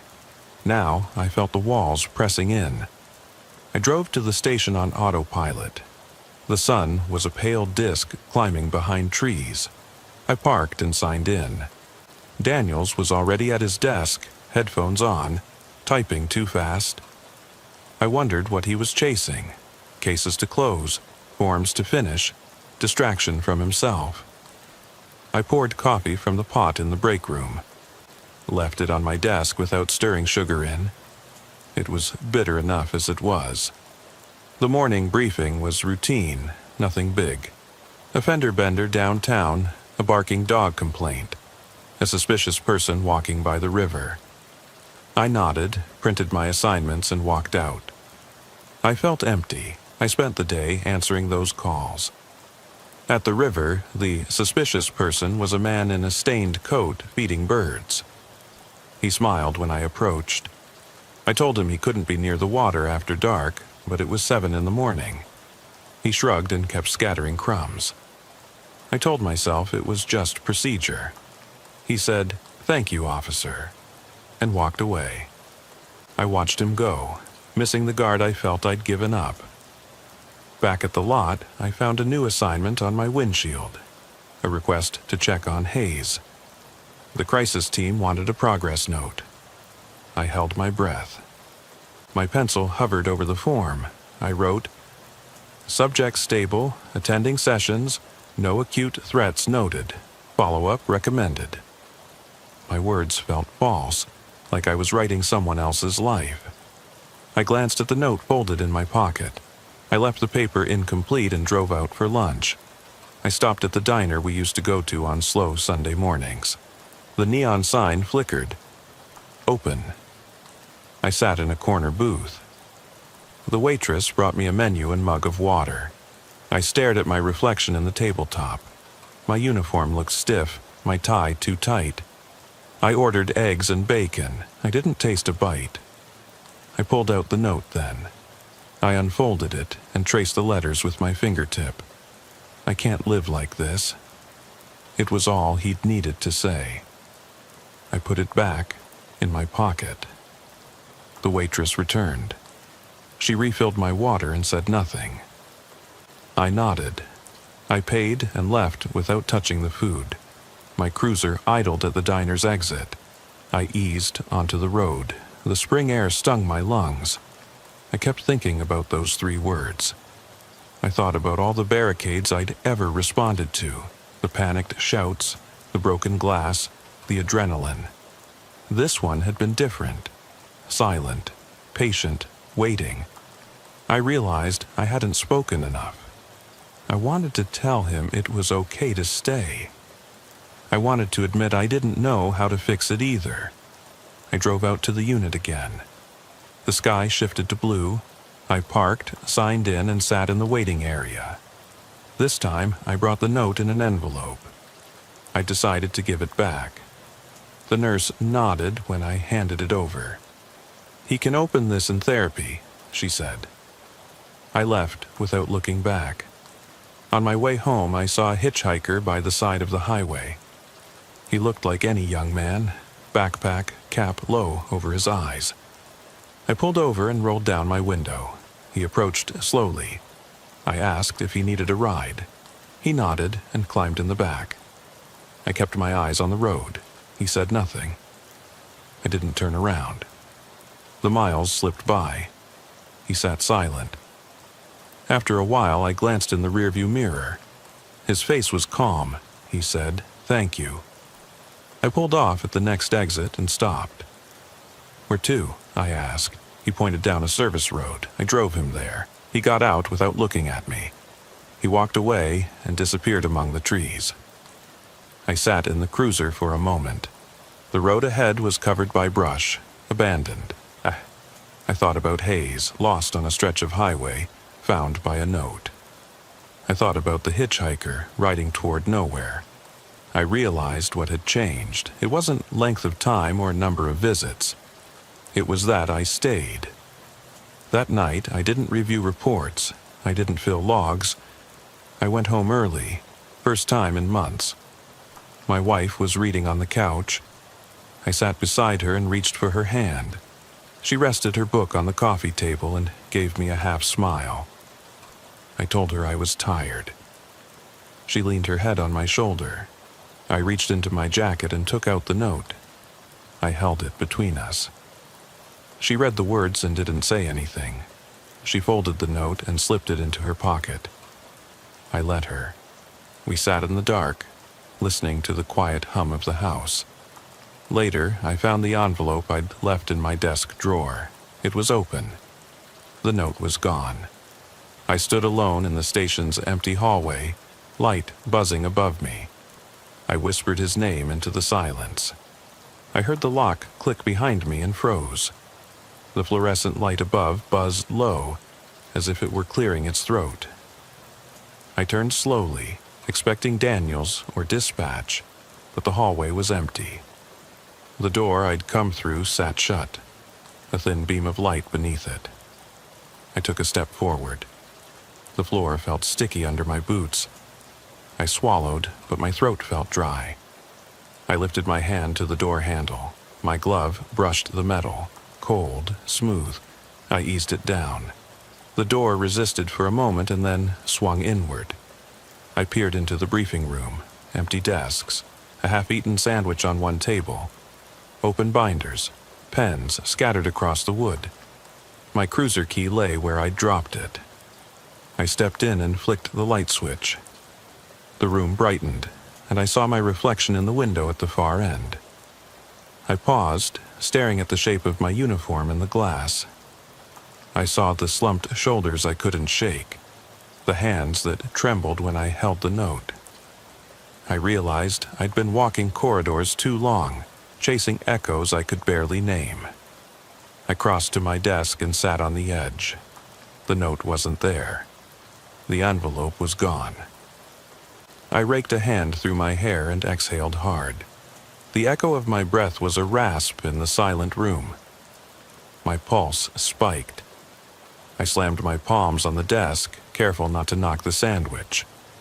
I felt the residue of mustard on my gloves. I rose and walked toward the window. Outside, the parking lot was empty except for my cruiser. The street lamp cast a pale circle around it. Beyond that, dark. I leaned my forehead against the glass. I tasted the cold of the night through the barrier. I heard my own heartbeat. I turned away and paced. 2 steps, then a pause. 5 steps, then a breath. My mind replayed the night in the pickup truck. The way his eyes flickered when I first introduced myself. The tilt of his shoulders when he offered me the note. The clench of his jaw when he whispered he couldn't live like that. I remembered the day I left the note in my drawer for the therapist. How I'd driven out to see him again. How I'd watched him sip that water while I offered nothing but empty words. I thought about my wife's silent acceptance when I brought the note home. I thought about my daughter's steady breathing when I crept back to bed. I rounded the desk again and saw a badge lying on a stack of files. Not mine, Officer Daniels. I looked at the nameplate. He'd left it there yesterday. I picked it up. The metal was warm, as though it had been pressed in hand. I ran my finger over the engraving. Daniels. A sudden breeze stirred the papers. The window was closed. The breeze came from the open door behind me. I spun, pounding toward the door. It swung shut on its own. I reached for the handle, but it wouldn't move. My keys were on my cruiser. I was locked inside. My chest tightened. I banged on the door. My gloves thudded against the wood. "Hello?" I called. My voice sounded distant, swallowed by the walls. "It's me, Jackson. Let me out." No reply. I backed away and sank to the floor, leaning against the wall. The wood was rough against my coat. I folded my knees to my chest, resting my forehead on my arms. I listened to the hum of the overhead light. It felt like a heartbeat of its own. My thoughts scattered.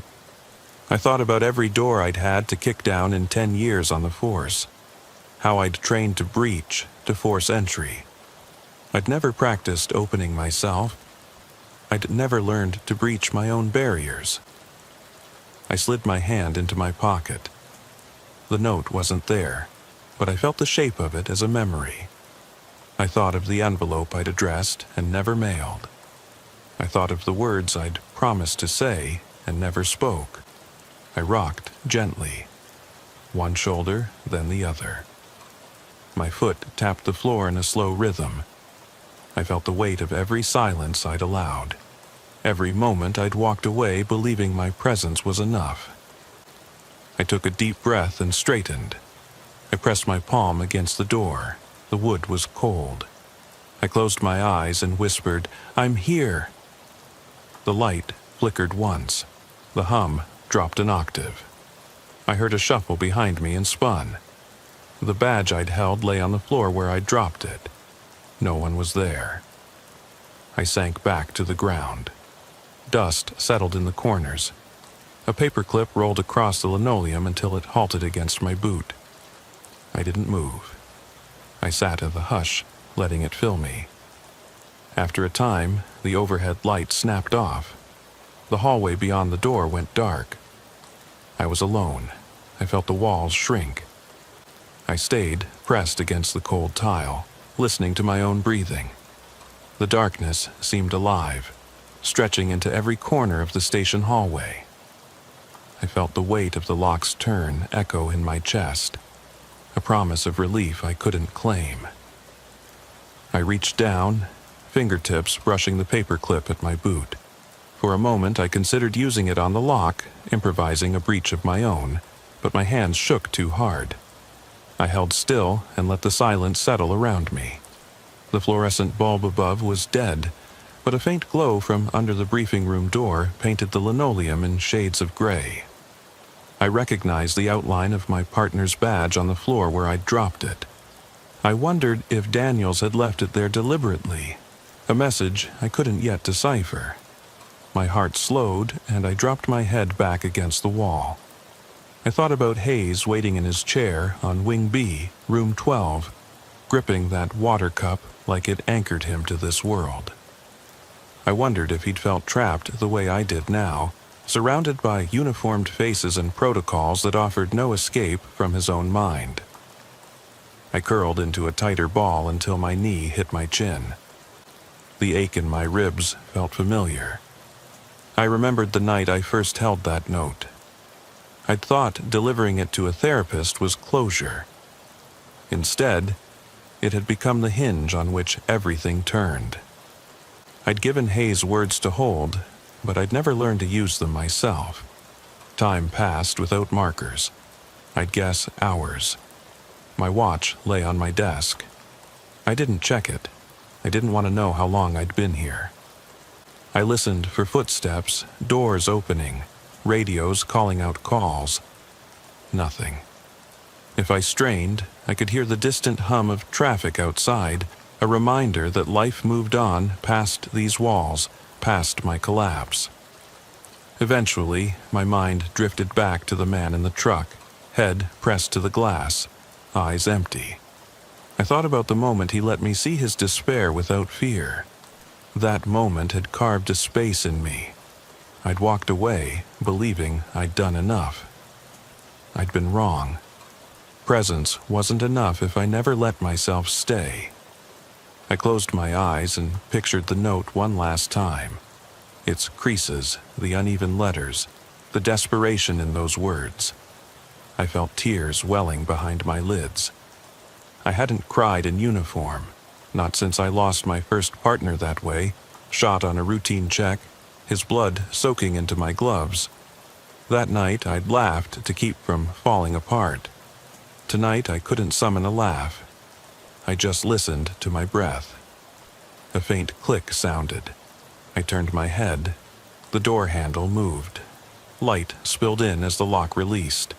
The door swung open under its own weight. I didn't rise. I waited for someone to call my name. Footsteps approached. Slow, measured. I recognized the pattern. boots, then soft soles.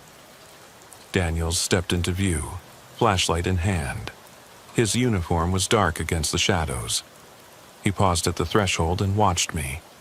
His eyes were gentle but firm. He didn't speak. He just held the beam steady on my face. I swallowed against a lump in my throat. I felt so tired, I felt more than tired. I felt hollow, like the part of me that believed I could fix things with presence had been hollowed out the moment I thought it was enough. Daniels knelt beside me and laid his hand on my shoulder. The touch was warm through my uniform. I flinched slightly but didn't pull away. He offered no words, just the steady weight of his palm. I let myself lean into it. After a long moment, he reached down and picked up his badge. He set it on the floor beside mine. Without looking up, he pressed a finger to it, then tapped mine. A silent invitation to share the burden. I exhaled a breath I hadn't known I'd been holding. I reached out and took his badge. The metal was cool. I turned it over in my hand, studying the letters. I felt tears break free.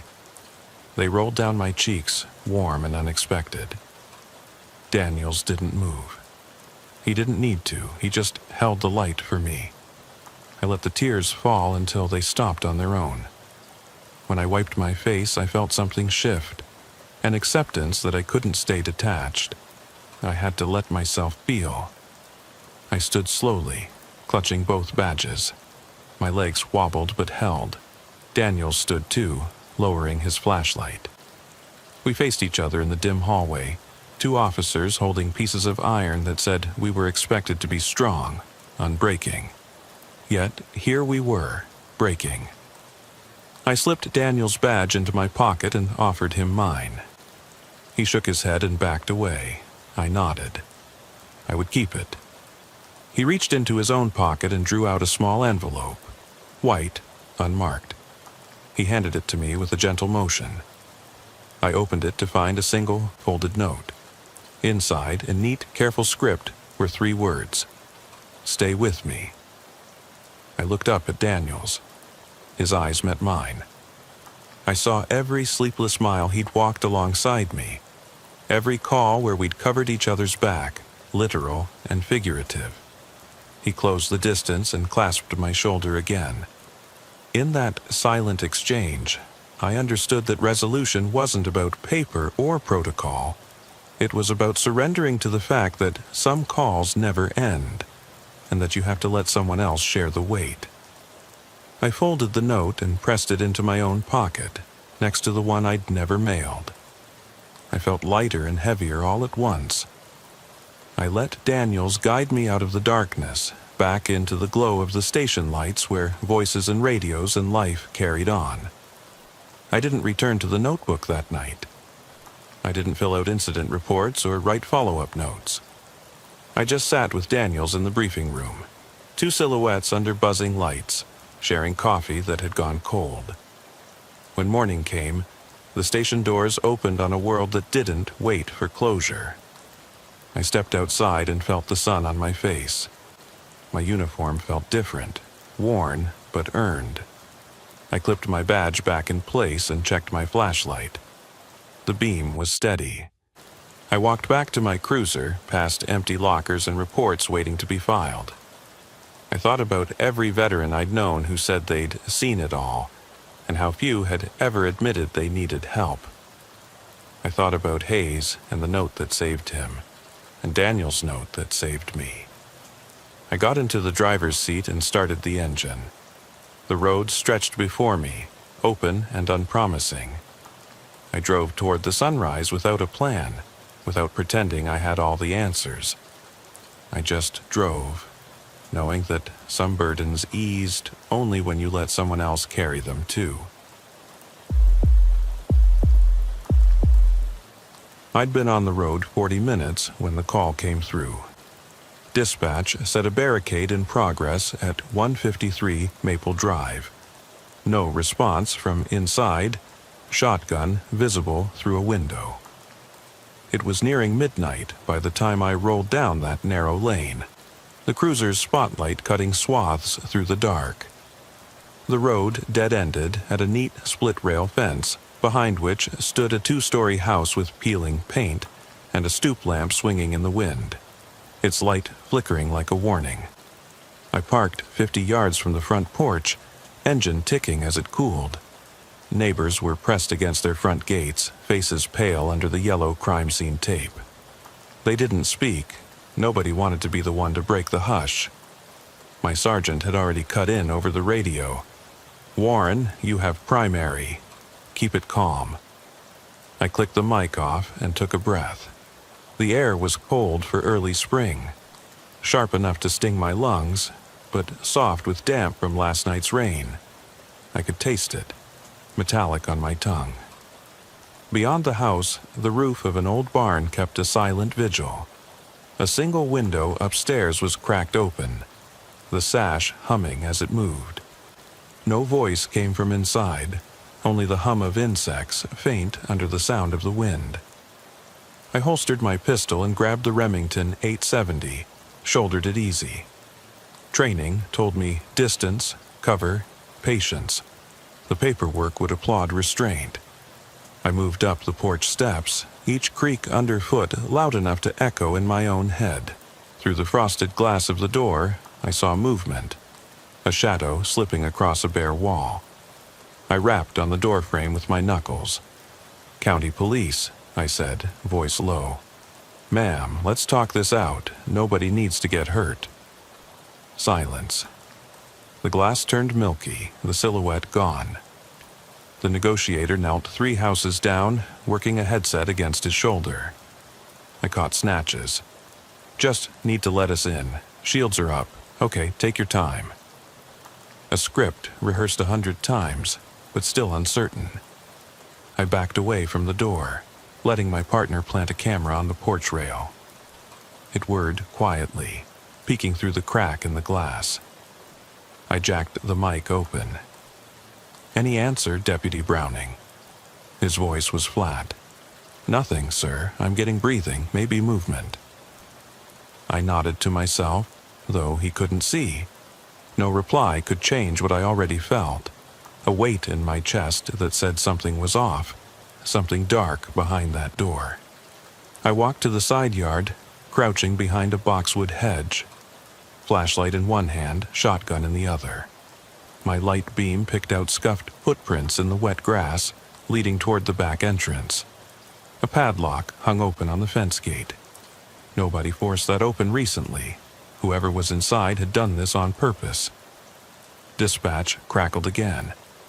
"Update. Suspect is a female, mid-30s, possible mental health history. No hostages reported." My jaw clenched. The risk was high but simple. Sneak in, talk her down, avoid lethal force. I unholstered a small notepad, thumbed it closed. No one cared about bureaucratic details now. They'd never see the line items on my call report. This would haunt me in ways no sheet of paper could capture. I edged around the house, eye on the side window. The glass was fogged from within. A shape passed by, slender, tentative. I spoke softly, more to myself than to whoever was inside. "You don't have to do this." The words felt hollow as they left my lips. What didn't feel hollow was the memory of other calls. The screaming man in the motel room, the child left alone at dawn, the silent apartment where the only sound was the pendulum of a grandfather clock. They all fed into this moment, each a brick in a wall I'd built around my heart. Another movement. The window slid up. A pale face peered out. Eyes wide, pupils like black holes. She ducked before I could speak. The window slammed down again, wood groaning. I felt a pulse in my throat, heard it echo in my ears. I swallowed hard, taste of copper. "Listen," I said into the night. "I'm not here to judge, I'm here to help." In the stillness, my words sounded absurd. Help? How many had I helped? I raised the shotgun, light steady on the window. "If you lower the weapon, I'll bring you water. No tricks." silence fell like snow. My flashlight beam quivered in my hand. I looked back toward the front door, masked lights from the negotiator's truck, a single red flare at the edge of the lawn. Time ticked. The moment stretched until it was almost painful. Then the back door burst open. She stood in the frame, shotgun trembling against her hip. Her hair hung in strands, and her sweatshirt, too big, stained, fell off one shoulder. She stared at me, face ashen, mouth parted. I kept the light on her chest, showed her hands. "Easy," I said, voice low. "No sudden moves." She flinched, chest rising in ragged breaths. Then she dropped the gun at her feet with a clatter that felt like a gunshot in the dark. My breath caught. I waited 2 full beats before lowering the weapon. Her shoulders slumped. Her knees gave out. I caught her before she fell, guided her to the grass.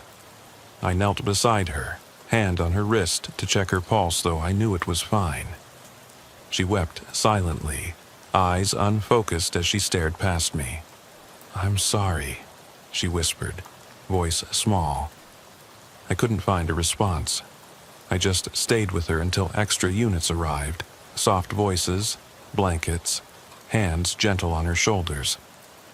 Later, standing alone by my cruiser, I wiped my goggles and let the tears come. Not for her, not for that call, but for every moment I'd held back because that's what the badge demanded. Some weights don't lighten just because you haul them back to the station. The radio squawked. "All clear, scene secured." But I wasn't clear. I was full of questions I'd never dare speak. I stayed kneeling on the damp grass longer than protocol allowed, listening to the tapes in my head.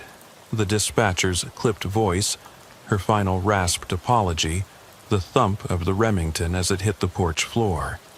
My uniform soaked through at the knees. Dew gathered on the grass like a reminder that I couldn't wash this off.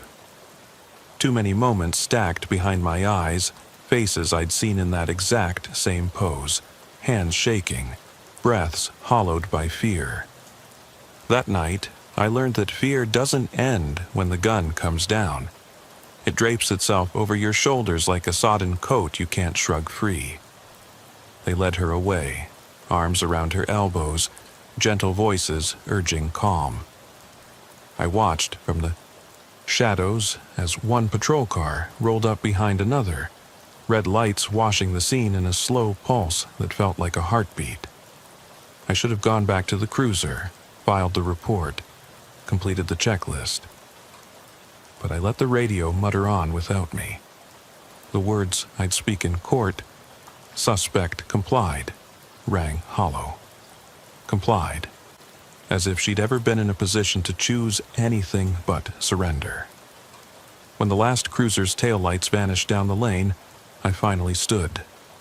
The hush returned, absolute and mocking, as if the world expected me to continue like nothing had happened. My boots pressed into the muddy grass, pulling at the turf. I thought I could feel every footprint I'd made since I joined the force, each one a testament to the things we pretend don't follow us home. I trudged back to my car, gasping as the air hit my face. The station lights burned pale in the distance, fluorescent halos against the sky. I unlocked the door, slid inside, and closed it with a thud that felt too final. No radio chatter could soothe the ache in my gut. I rested my forehead against the steering wheel, eyes squeezed shut, and the weight of everything pressed into my chest. Images flickered behind my eyelids. The cracked family photo on the porch rail, the trace of dirt on the suspect's collar. Her whispered, "I'm sorry." I remembered the first time I'd arrested someone. A kid, no older than 17, begging me to look at him, to see past the cuffs. I'd refused. Tonight I'd wanted to see her, but I'd fallen back on procedure instead. We both paid for that. My hand drifted to the pistol at my hip, holstered but heavy in my uniform. It was the tool of my trade, the symbol I wore with pride. Yet tonight it felt like a lie, a promise I couldn't keep. I started the engine, but I didn't drive. I sat there until the dashboard clock glowed past 2 a.m., eyelids drooping in a vigil I couldn't surrender. Every once in a while, I'd catch the corner of my eye, expecting her silhouette in the rearview mirror. Always just the empty seat behind me, cold and indifferent. Eventually, I backed out of the driveway and headed home. The road was empty, each mile marker sliding by like a heartbeat measured on a dying man's chart. Headlights passed in the other direction occasionally, commuters heading back from late shifts, people who'd slept through life's worst moments. I envied them. Envy felt shameful, so I buried it under thoughts of paperwork, statements, inventory of evidence. Anything to stop the reel of her face and the sound of her apology bouncing off my skull. When I pulled into the garage, the house was dark, silent. My partner was asleep on the couch. Stole a few winks while I was gone.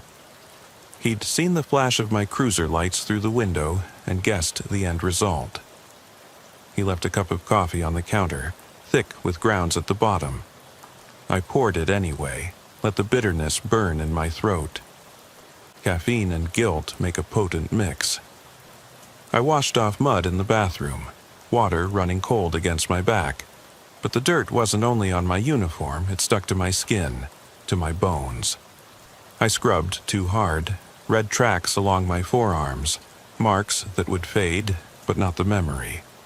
I stared at my reflection, eyes sunken, jaw set, expression hollow. They'd expect a report in the morning, facts, times, code references.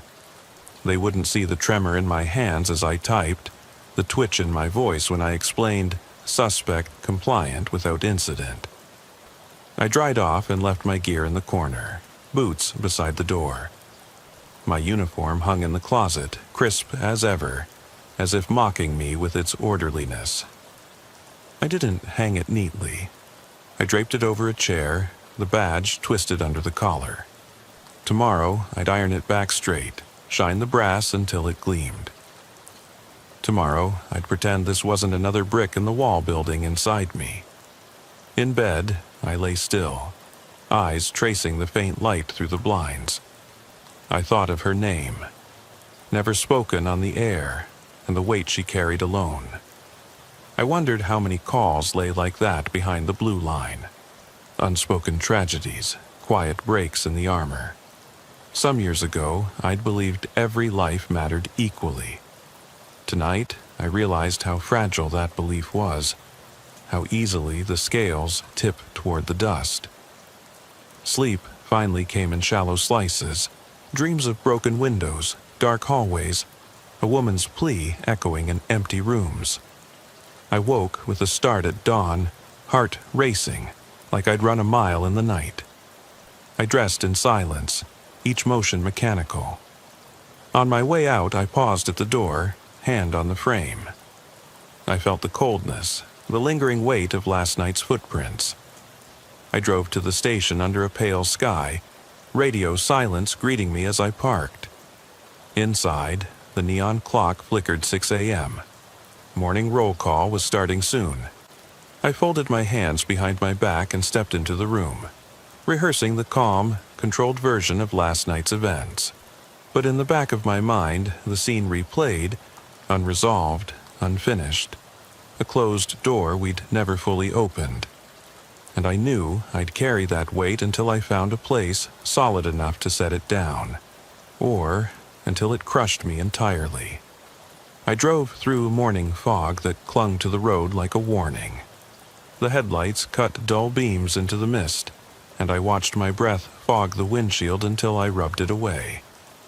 I thought I might outrun the memories, but they rode with me, occupying the passenger seat, silent but insistent.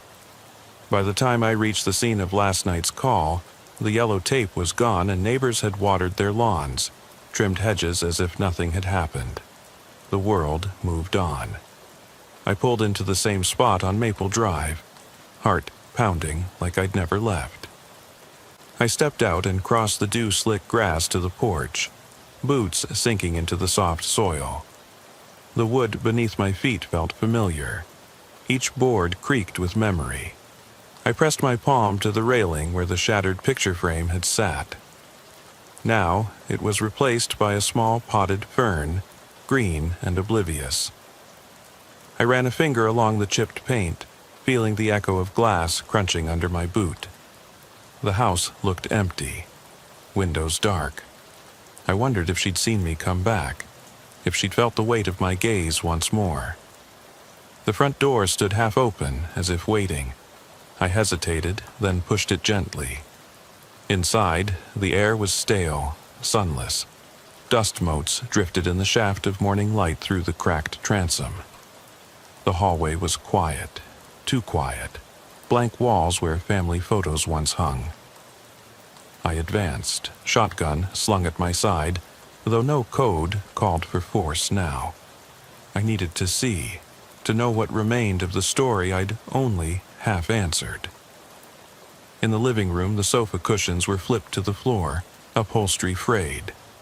A blanket lay in a heap against the hearth, untouched by ash. On the coffee table, a paperback lay open, spine broken, pages dog-eared.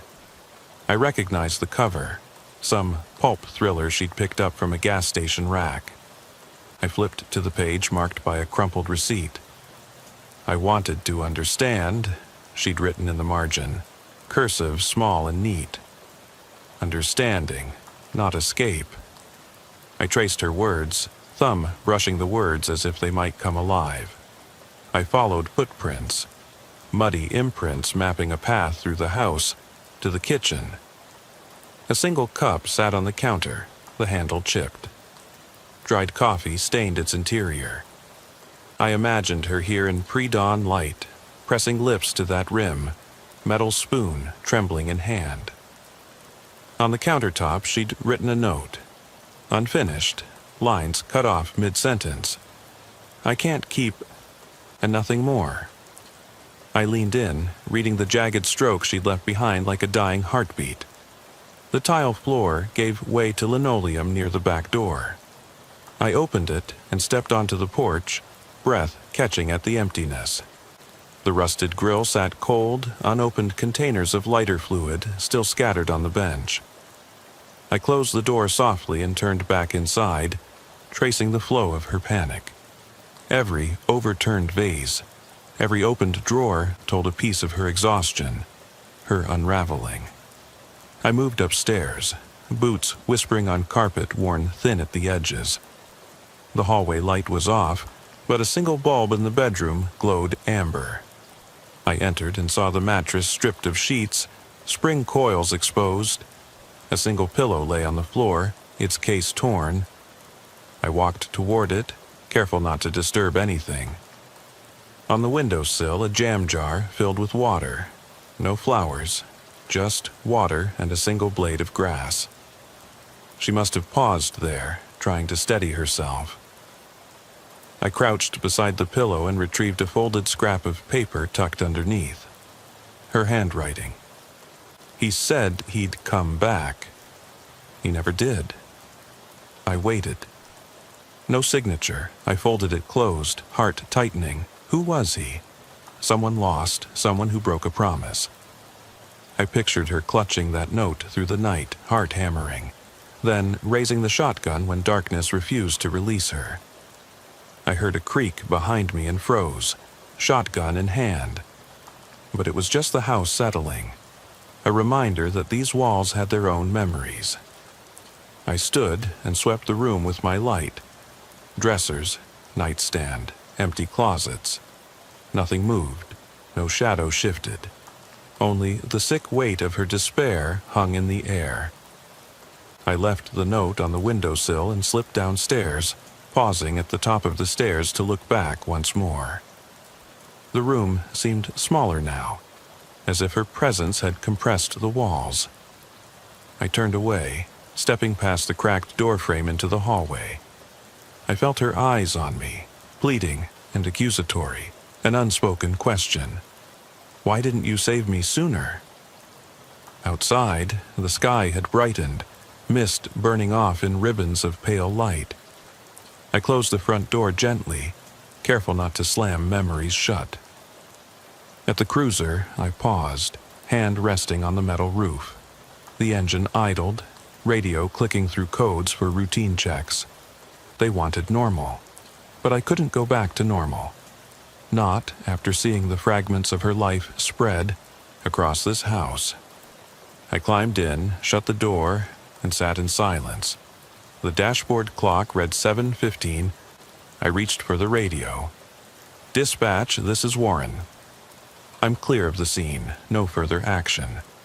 My voice sounded distant, swallowed by the emptiness. I turned the key and drove away slowly, glancing once in the rearview mirror. The house receded, its secrets folded into the walls. Every mile marker slipping past felt like a heartbeat. Steady, unbroken, unaware of the broken woman I'd left behind. I drove until the trees swallowed the road and only then let my eyes close, steering by memory. I woke to the taste of stale coffee in my mouth. My head throbbed, but the memory of that house pressed behind my eyes. I used the sink faucet to rinse my face, water stinging like judgment. I stared at my reflection. Dark circles, an unrecognizable man. I dressed in the uniform still draped across the chair, tying the laces of my boots tight. No room for softness, no time for softness. I clipped on my badge and holstered my pistol, every click a reminder of what I carried. At roll call, the sergeant glanced at me. He'd heard the whispers, how I lingered at the scene until dawn. He didn't say it aloud, but I caught the look, the unspoken question, "You okay?" I nodded, nothing more. They handed me files, assignments, routine stuff. Patrol on Route 47, check on a welfare call at the Dairy Lane residence, a broken taillight or a barking dog. Nothing like last night. But I felt the barbed wire of her confession twisted in my gut as I left the briefing room. The cruiser's engine pulsed under my seat. I rolled onto the main road, the radio muted. Papers sat on the dash. The incident report I'd drafted. Pages of code references, times and dates. I'd written, "Suspect compliant without incident." But I wanted to write, "She was broken." I crumpled the top sheet, slid it under the seat. They'd read the sanitized version. I kept the real one in my head. Traffic lights blinked overhead as I drove past the edge of town. The sky was overcast, bleached white. I thought of the house again, how empty it had grown once she'd left. No curtains stirred, no footsteps. The walls held only shadows and silence. I imagined breezes moving through empty rooms, stirring dust motes like ghosts. Who would clear those rooms now? Whose job was it to erase her presence? I detoured past the precinct, parked in the lot, and stared at the building.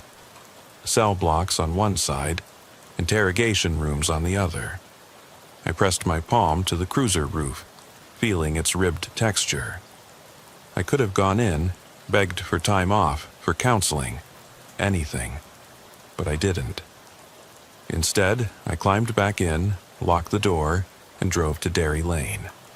The welfare call turned out to be a neighbor's complaint, a child riding her bike after dusk. I found the girl, 10 years old, helmet askew, eyes bright under streetlight glare. She looked up at me, her lip quivering. "My mom's sick," she said. "She can't get off the couch." I knelt, pistol at my side, voice low. "What does she need?" I asked. She shrugged, pointed at a small terrier curled in her mother's lap. "She just wants to see it eat." No tools of law could fix that. I made a note to call Child Protective Services. They'd sort it out. But I saw the same hollow fear in the girl's eyes that I'd seen in the woman with the shotgun. It lived in mouths too small to speak properly. Back in the cruiser, I closed my eyes for a moment. I heard static in the radio, then dispatch. Unit 12, We've got a trespasser at the old Miller property. Owner wants him removed. I acknowledged and turned toward the outskirts. The Miller place was abandoned, boarded-up windows, vine-choked walls. Perfect for squatters or drunks looking for shelter. I parked on the shoulder, lights off, and approached on foot. I drew my service weapon, training me to maintain distance. Inside, a man crouched by a collapsed sofa, ragged clothes, a broken bottle in hand. He looked up, startled. "Police," I said, voice calm. "You need to leave now." He nodded, muttered something about needing this place to stay alive. I waited for him to drop the bottle. He did. Relief, but no comfort. I guided him outside, clipped cuffs on his wrists. No shootouts, no blood. Yet I counted the cost on my knuckles, each restraint a fresh knot in my conscience. After filling out the report, I taped my gloves back into the box and pocketed my pen. I stood in the streetlight's glow, watching him sit in the back of the cruiser. He looked at me and said, "Thanks, officer." I didn't smile. I nodded and drove away. He'd get a night in the lockup, then a warning, then release back onto the streets most would avoid. Another empty shell protected, by force, not by care. My phone buzzed on the seat. A message from my partner. "Coffee at Joe's?" I thumbed back. Need air. I shut the phone off. I hated that he worried, hated that I worried. So I drove to the Riverside Park instead. Engine off, windows down. I sat and watched water streak past under a concrete bridge. Dawn light trickled through steel girders. I leaned my head back, closed my eyes. I heard rushing water, distant cars, a lone bird calling. I let it fill the space where the other sounds had gathered. Her trembling voice, the shotgun's weight. The final glance she gave me when I lowered my weapon. I stayed until the wind picked up, carrying the scent of mud and rot. My collar flapped against my neck, and I rubbed the stubble on my jaw. The image came unbidden. Her face framed in the broken window, tears carving tracks down her cheeks. And the sound, the soft click of the shotgun hitting wood. I heard it again, that echo. I started the cruiser and drove back. The station loomed into view just as the sun breached the horizon. Lights inside flickered on. I pulled in, killed the engine, and sat for a moment longer. The radio woke up with routine checks. I tuned it out. I'd break for lunch, grab something from the vending machine maybe, then paperwork, briefing, patrol again. But before I opened the door, I reached into my coat and withdrew the folded scrap of paper I'd found under her pillow. I unfolded it once more. I waited. No other words. I placed it on the dash, letting it catch the morning light. It fluttered, caught under the defroster vent. I listened to the engine's silent hum, felt the weight of unspoken truths resting there, pressed between me and the world. I knew I'd have to remove it. It wasn't evidence. It didn't belong in my cruiser, but I didn't yet have the strength to tear it up. I opened the door, stepped onto the pavement, and left it for a while longer. I spent the drive home replaying every moment of the barricade. Her eyes, the shotgun's clatter, the notebook scraps I'd never turn over to evidence. The streets glowed under streetlights as I turned each corner, every signal light a punctuation in my head. When I finally pulled into my driveway, it was nearly dusk. The sky had curled into bruised purples and reds. I sat in the cruiser with the engine off, windows down, and listened to the neighborhood settle into evening routines. A dog barking 2 houses over, a television set flickering through an open window, distant lawnmowers finishing up their day's work. I leaned back and closed my eyes. My uniform still smelled like sweat and mud. I unzipped the collar and tugged it loose. I didn't bother hanging it up neatly. Instead, I peeled it off, and laid it over the steering wheel, like armor I could shrug free. My heart pounded in silence, as if it were the only sound I could trust. Inside the house, I found my partner on the sofa again, dozing with the TV muted and subtitles scrolling. He looked up when I entered, rubbing his eyes. He didn't ask what happened. He never did after those calls. He just passed me an empty coffee mug and a bottle of aspirin. I took both without a word and walked to the kitchen. I swallowed 2 pills, chased them with cold tap water, then leaned against the counter, arms crossed. Lights overhead hummed.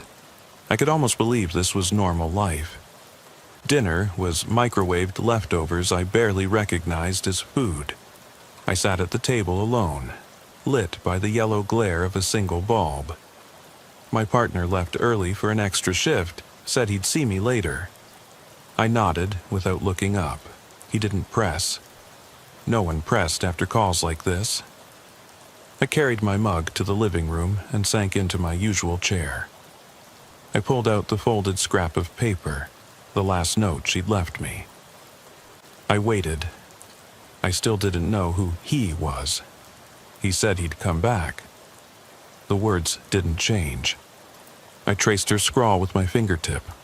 I thought of addresses she'd known, the safe codes she'd given me to unlock her fears. I'd followed each command. She'd complied. Yet she still felt trapped. My eyes burned. I stood and paced. Walls closed in. I moved to the window and parted the curtains. The street was empty now. Mailboxes stood guard over darkened lawns. Even the porch lights seemed dimmer, reluctant. I pressed my forehead against the glass and exhaled. My breath misted the pain. I wiped it away and stared at the reflection. A man too old for his years. Shoulders slumped, eyes hollowed by what he'd carried. Night fell fully. I switched off all the lights and sat in darkness, letting the room gather itself around me. The only illumination came from the digital clock on the mantel, 21:47. I listened to the house creak as it cooled. Silence was a weight I could no longer lift. Sleep came in fits.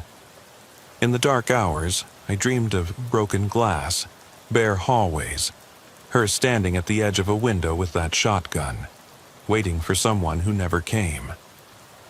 I tried to speak, but my voice was lost under the wind's howl.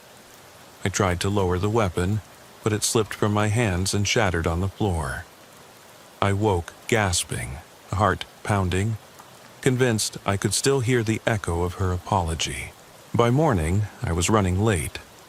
I scrubbed at my face until it stung, then dressed quickly in the same uniform I'd left crumpled on the chair. I strapped on my pistol and badge, each click a reminder of duty. I paused at the mirror, stared at my reflection. For a moment, I searched her eyes in my own, looked for a trace of understanding or mercy or perhaps forgiveness. At the station, I found my report waiting on the sergeant's desk. He looked up as I entered. He'd left it there with a pen on top. He didn't ask how I was.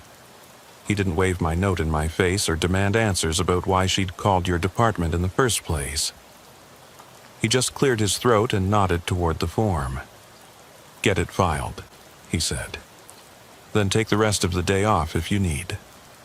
I sat and filled in boxes with times and code references, marking "complied without incident" in neat block letters. I left the narrative field blank. No space for "her world was unraveling." No checkbox for "I watched her break." When I finished, I slid it back across the desk without looking at him. He nodded again, no questions. That silence was another kind of weight. I stood and walked out, half expecting his voice behind me. "You okay?" But it never came. I headed to the locker room and changed out of the uniform. I folded it the best I could and tucked it in my locker. I left the station without turning back, keys cold in my hand. Outside, the sun was high. Heat shimmered off the pavement. The air smelled like summer. A family walked past me in the park across the street, kids chasing a ball, parents talking and laughing. I watched them go, their voices a jumble of happy noise. I thought of her, alone in that house, waiting for someone who never returned. I felt that familiar ache in my chest, a tightening knot that no amount of paperwork or routine patrols could untie. I reached into my jacket and felt the crumpled note in my pocket. I hadn't thrown it away yet. Maybe I couldn't. I closed my fingers around it and held it tight. I felt the edges dig into my palm. I wanted to tear it to pieces and let the wind carry those words away, but I didn't. I let the note stay in my pocket as I walked toward the park, stepping into the laughter and light, knowing she'd still be standing behind that window in my mind, waiting. I found myself back at the Riverside Park again the next evening, drawn by the steady pulse of the water moving beneath the bridge. The air was warm, humid, sticky against my skin in the half-light, but I didn't notice. I parked on the gravel shoulder and stepped out, leaving the cruiser idling. The river's roar was louder than the hum of the town, and I leaned against the hood, arms crossed as I watched the current swirl around the pilings. I dug the crumpled scrap of paper from my pocket, her final words pressed into my palm. I waited. I unfolded it until the creases spread apart like fresh wounds, and traced the letters slowly, as though I could read her pain by touch alone. Flickers of last night's dream came back.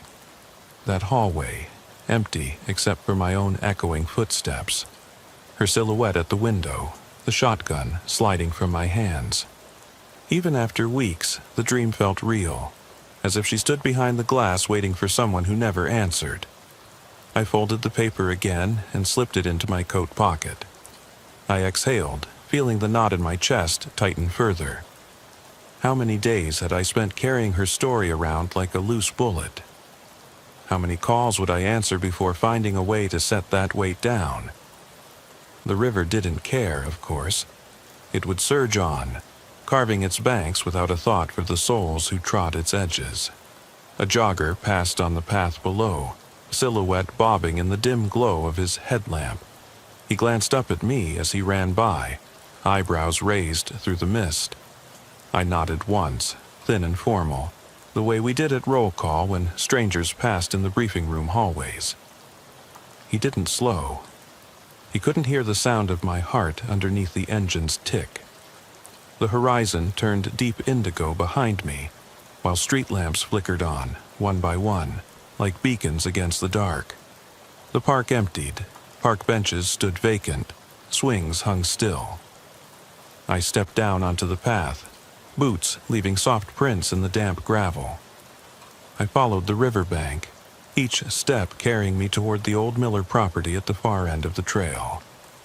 I'd been there for a trespass call a few days ago, just another man hiding from the world in ruinous walls. But tonight I sought something else.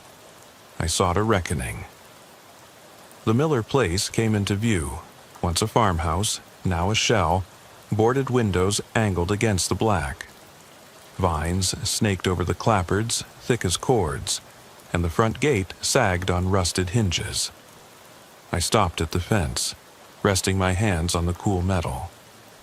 I stared at the threshold, the space where someone had stood before me with something to lose. A life half-lived in empty rooms. I thought of her standing, at the back porch, shotgun in hand, wearing helplessness like armor.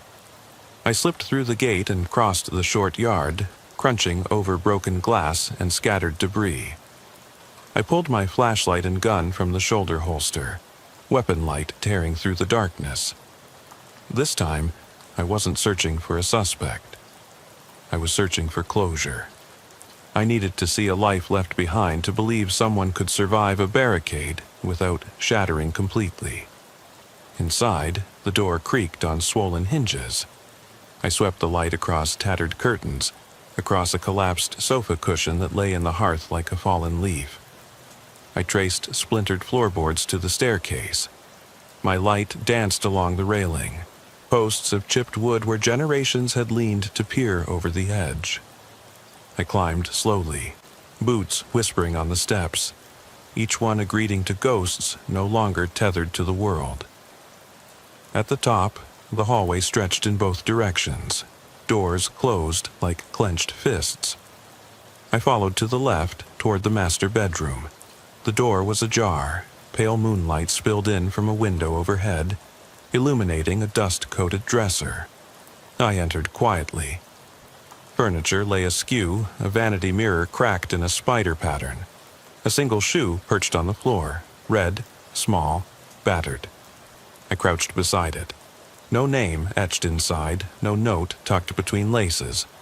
Just a remnant of someone who'd once worn it. I rose and moved to the window. The pane was intact but smeared with grime. I pressed my palm against the glass, feeling the cold seep into my gloves. The ground below was a blur of shadows. I imagined a woman there, waiting, rifle trembling in her grip. I pictured her listening to the wind. The same wind I heard now, wondering whether any rescue was coming. A door at the far end clicked. My hand tightened on the flashlight, barrel of the shotgun yawning beneath the beam.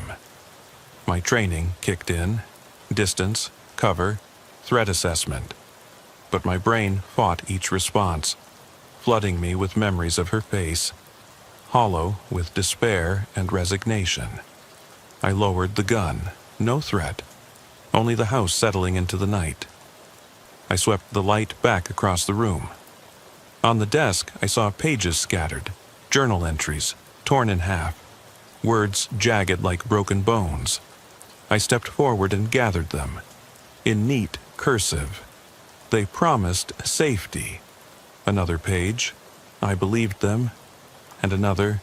The badge felt like a lie. My chest tightened. She'd written that, I realized. She'd penned her own breakdown in ink that had dried too quickly. I stacked the papers and slipped them into my coat pocket. My mind raced. Evidence that could change the story printed in the paper, in the report I'd filed. But I wasn't thinking of procedure, I was simply thinking of her voice, strong even in broken sentences.